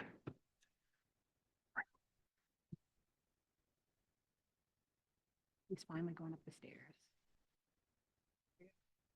We're on 135. 135, 24. Moving around a little bit. Yeah. All right, would everyone planning to testify, please raise your right hand. Do you swear or affirm to tell the truth in these proceedings? I do. Thank you very much. Counselor Augustine, short form. Thanks. Good afternoon, Chairman, members of the board. For the record, Fred Augustine. I'm here on behalf of the applicant, Timothy Freeze. Applicant owns a property at 3016 North Troy Street. Applicant acquired the property around October 2015.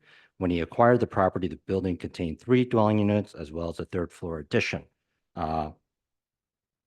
Once the applicant realized that the 3 units and the 3rd floor addition was built without a permit, the applicant essentially started the process of trying to legalize the addition and the units. So in working with the architect, reviewing the current layout that was established by the previous owner, it was appropriate then to possibly deconvert the building from a 3-unit to a 3-unit building to a 2-flat.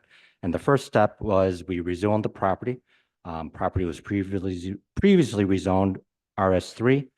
We rezoned it to an RT 3.5, which City Council approved back in May of 2018. Now we're here seeking variations to reduce the side setback.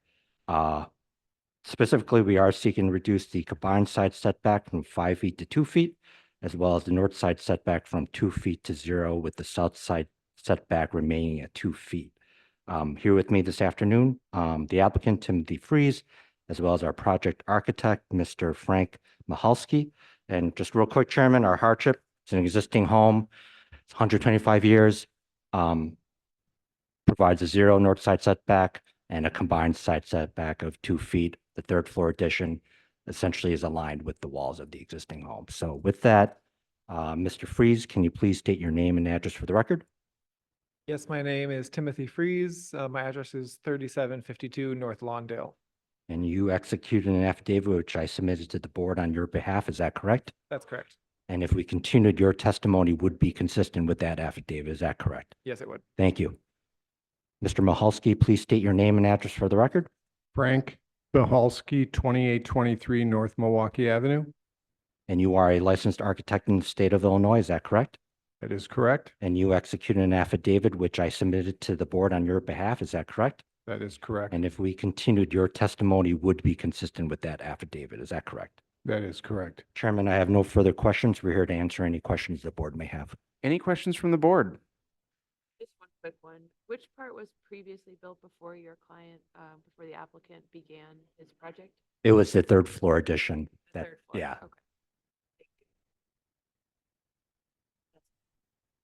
Okay, we will take this matter under advisement. Thank you. Thank you. Thank you.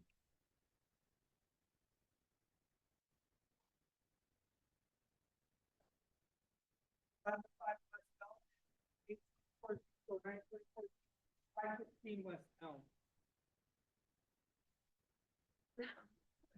It doesn't mean you can't.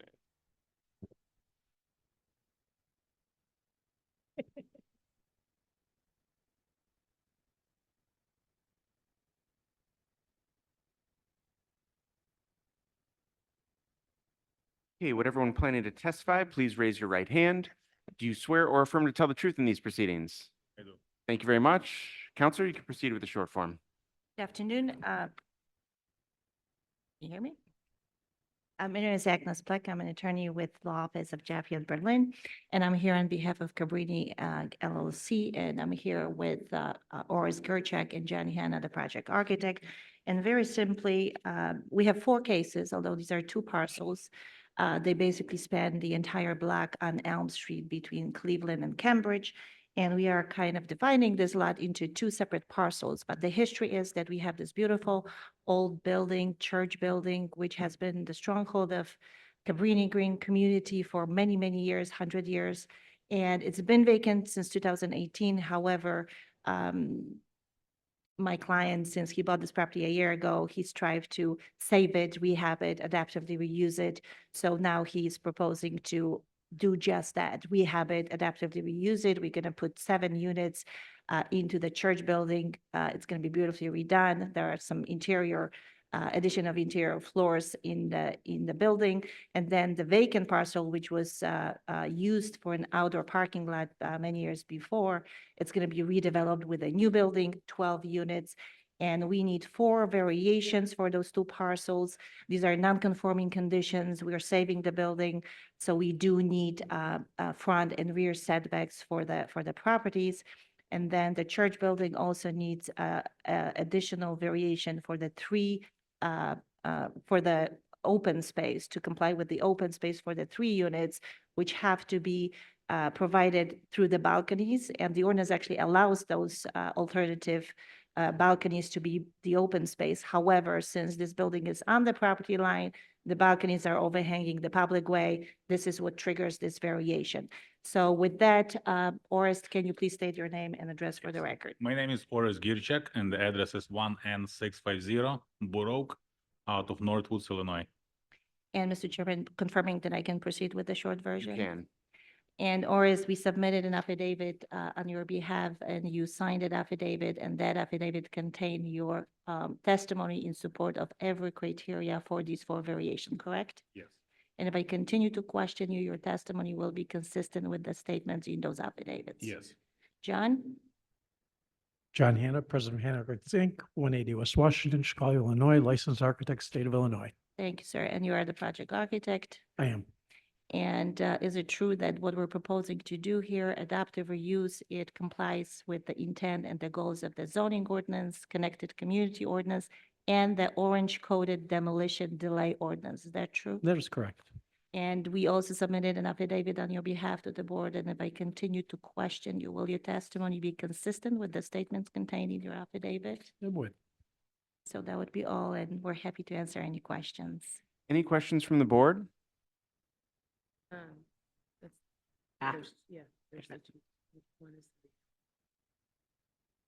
We're just trying to get caught up. I think we're good. And I just want to say, especially for the new commissioners, we thank you. This is quite a day to be beginning, so I admire your stamina. We thank you. Thank you so much. Flattery will get you everywhere. That's what I was hoping. Joke from our chair. All right, we will take this matter under advisement. Thank Thank you. you, sir. Good night.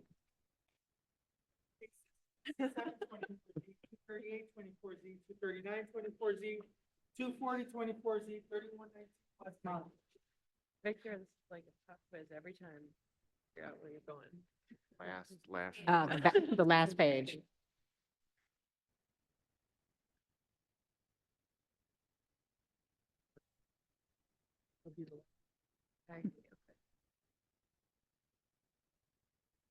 All right, good afternoon. Would everyone planning to testify, please raise your right hand? Do you swear or affirm to tell the truth in these proceedings? Thank you very much. Counselor, you can proceed with the short form. Thank you. Unfortunately, I have to say good evening. We have 4 items before you today, 4 variations. My name is Jordan Matches, the law firm of 1818. I have with me here the applicant, Dr. Wenho Yang. And I won't go into this, Dr. Give us just you- a brief fine. overview before you have him swear to the affidavits. Okay, very good. This is a property we're looking to expand and add 2 additional units as well as a build on top of the existing garage. There are various very small variations. We've talked to all the neighbors. They're fine with this. The alderman is fine with this. There is no one in opposition to this. Yeah, go ahead. Okay. Doctor, I submitted an affidavit. If I asked you a number of questions, would it be everything that you signed to in the affidavit? Yes. Okay, and Mr. Ravetna, you're a licensed architect, is that correct? That's correct. And can you say your name for the record? First name Cyrus, last name Ravetna. And you submit an affidavit as well, and if you had to testify to everything in the affidavit, it would be substantially the same? It would. Any questions from the board?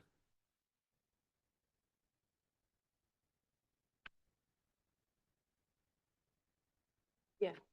We'll take this matter under advisement. Thank you. Thank you. Have a great evening. Calling our final case, 309-24ZS, 4720 West Fifth Avenue. Yeah. Good thing you have all your pages in early. Lots of continuance.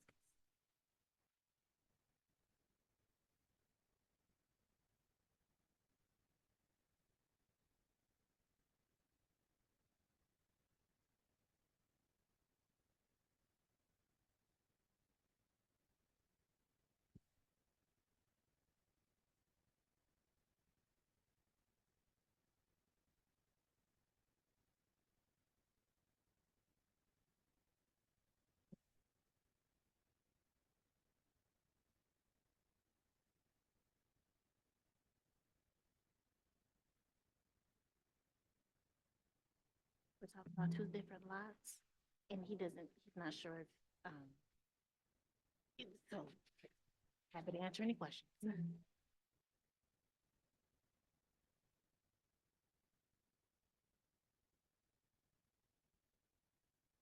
Okay, while everyone is getting situated, I'll go ahead and read the department's recommendation for calendar number 309-24S. The Department of Planning and Development recommends approval of the non-accessory, non-required parking lot with up to 133 off-street parking spaces at 4720 West Fifth Avenue, provided 1, the special use is issued solely to the applicant, K-Town BCP LLC. 2, the development is consistent with the design and layout of the plans and drawings dated June 28, 2024, prepared by Erickson Engineering Associates LTD And 3, prior to issuance of any building permits, applicant addresses remaining Chicago Department of Transportation review comments and finalizes perimeter restoration agreement as needed. Would everyone planning to testify, including the objector over here, please raise your right hand? Do you swear or affirm to tell the truth in these proceedings? Yes. Thank you very much. The board recognizes Mr. Musawir's expertise. Go ahead and put your case on. Sir, just so you know, how this will work is the applicant will put their case on. And then once we're done with them, we'll go to you and you can state whatever objection you have. You can also ask any questions of the applicant's witnesses that you have. And then once we're done with that, we'll go back to the applicant for closing remarks. Go ahead, Counselor. Good evening, Chairman Sanchez and members of the board. My name is Angela Spears. I am a staff attorney and will be serving as the applicant's representative. I'm here today on behalf of applicant K-Town BCP seeking approval of a special use permit application to allow a proposed non-accessory parking lot located in M1-2 Limited Manufacturing / Business Park District in the North Lawndale community. First, I ask that the application package be submitted into the record for today's proceeding. Yes. Thank you.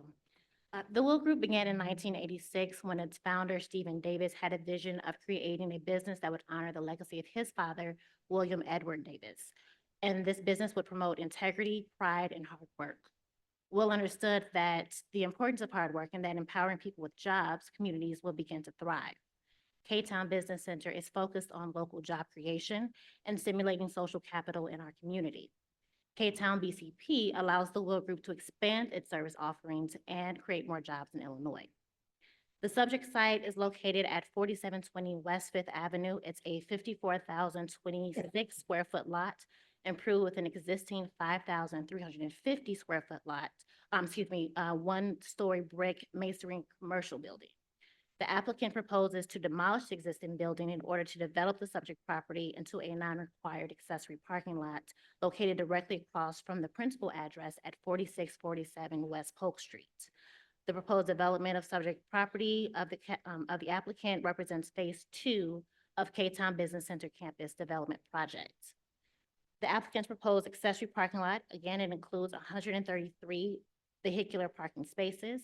Of those 103 spaces, off-street parking spaces, 5 will be ADA accessible with the accompanying ramps, and 1 of which will be an ADA van accessible parking space with a dedicated ramp. And the remaining 128, there will be 4 proposed electrical vehicle charging stations with expectations of adding 12 additional EV2 charging stations. The proposed development also includes a built-in sprinkler system, a 6-foot-high ornamental metal fencing surrounding the lots, 1 proposed driveway facility with entry via a 23-foot electric sliding entry gate at the front located on Fifth Avenue, and a 23-foot manual gate at the rear parking lot with an alley exit. The applicant is also proposing to add 5,237 square feet of landscaping to a parking lot facility, which will yield 36 new trees and shrubbery to an already distressed property. The accessory parking lot is intended to serve the needs of the staff of the on-site businesses and the respective visitors, with hours of operation from 6:30 a.m. to 3:30 p.m., Monday through Friday. In attendance with me today is Kareem Musawir, our land use consultant, Chris Casey, the senior project manager at Catalyst GC and Development, and Amanda Boyle, manager, at Catalyst GC and Development. So my first witness is our land use consultant, Mr. Musawir. Mr. Musawir, would you again please state your name and your business address for the record, please? Kareem Musawir. Actually, before we get to Mr. Musawir, I just want to make sure, so you're acting as both the attorney and the applicant's representative? Okay. What is your role with regard to K-Town BCP LLC? So K-Town BCP LLC is a Will Group company. Is a what? It's a Will Group company, so my direct employer is the Will Group Incorporated, and K-Town BCP is a Will Group company. So we have client groups and client companies, and this is, Are you a member or manager of the LLC? I am not. That would be Mr. Davis. I don't, we need an applicant representative here who's got to be a member or manager of the LLC to proceed. I don't, as the attorney for the LLC, you can't, I can't do both. yeah, you cannot do can't do both. She's You a cannot do corporate both. attorney at the Will Group. So we're gonna have to continue this matter. Okay,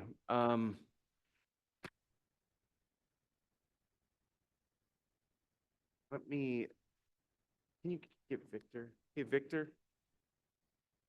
We're gonna have to continue this last matter.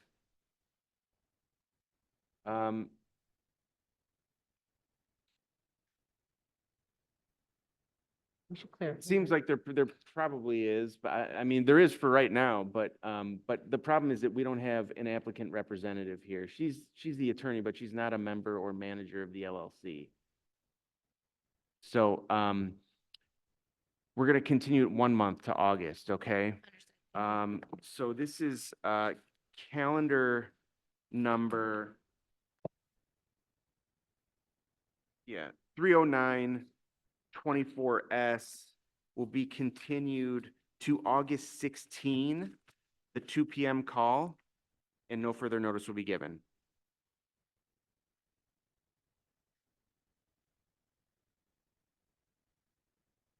Thank you.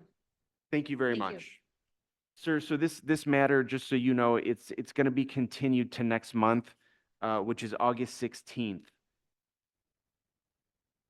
I'm sorry? No, I'm not. I don't have anything to give you. Yeah. Great. Okay, all right, thank you very much. Thank you. It'll be the 2 PM call again. Yeah. There you go, sir.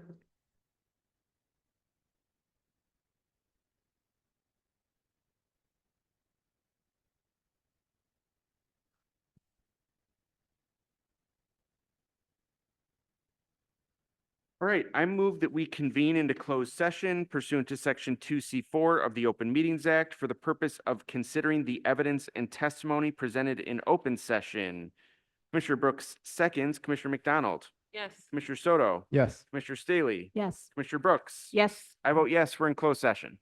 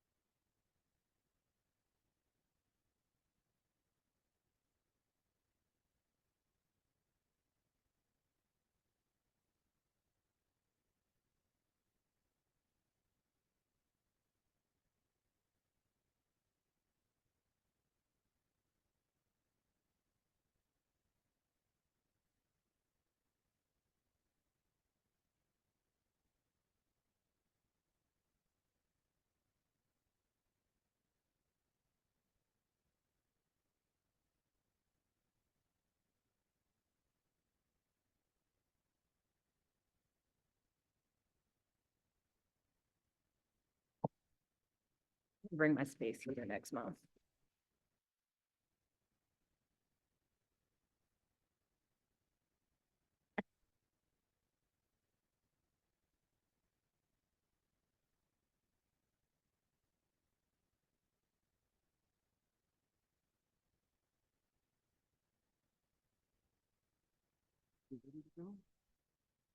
Yeah, ready? All right. All right, I move that we return to open session. Commissioner Brooks seconds, Commissioner McDonald, Yes. Commissioner Soto, Yes. Commissioner Staley, Yes. Commissioner Brooks. Yes. I vote yes, and we're back. We will now vote. Note that any motion to approve a special use will be tied to the recommendations of the department and any additional conditions read by me. First, I move to approve all continuance requests to the dates stated by me. Commissioner Brooks seconds, Commissioner McDonald, Yes. Commissioner Soto, Yes. Commissioner Staley, Yes. Commissioner Brooks. Yes. I vote yes, the continuances are approved. I move to approve all withdrawal requests. Commissioner Brooks seconds, Commissioner McDonald, Yes. Commissioner Soto, Yes. Commissioner Staley, Yes. Commissioner Brooks. Yes. I vote yes, the withdrawal is approved. I move to approve application for calendar numbers 324S, 30124S, and 30224Z. Commissioner Brooks seconds, Commissioner McDonald, Yes. Commissioner Soto, Yes. Commissioner Staley, Yes. Commissioner Brooks. Yes. I vote yes, the matters are approved. I move to approve application for calendar number 30324Z. Commissioner Brooks seconds, Commissioner McDonald, Yes. Commissioner Soto, Yes. Commissioner Staley, Yes. Commissioner Brooks. Yes. I vote yes, the matter is approved. I move to approve application for calendar number 30424S.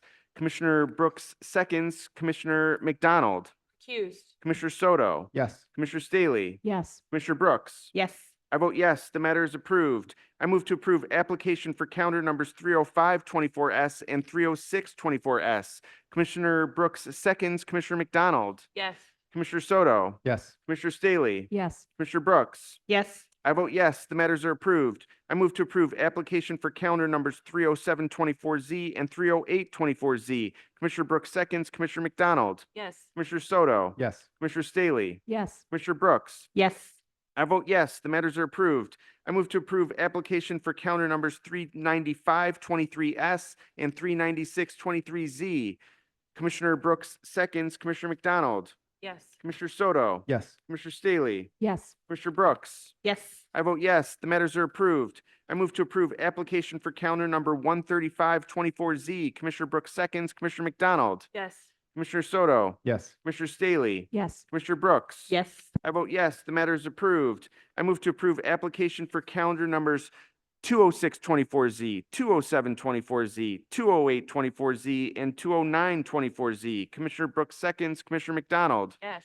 Commissioner Soto, Yes. Commissioner Staley, Yes. Commissioner Brooks. Yes. I vote yes, the matters are approved. I move to approve application for calendar numbers 23724Z, 23824Z, 23924Z, and 24024Z. Commissioner Brooks seconds, Commissioner McDonald, Yes. Commissioner Soto, Yes. Commissioner Staley, Yes. Commissioner Brooks. Yes. I vote yes, the matters are approved. I move to approve the written resolutions containing findings of fact consistent with the votes of the board at its June 21, 2024 regular meeting. Commissioner Brooks seconds, Commissioner McDonald, Yes. Commissioner Soto, Yes. Commissioner Staley, Yes. Commissioner Brooks. Yes. I vote yes, the resolutions are approved.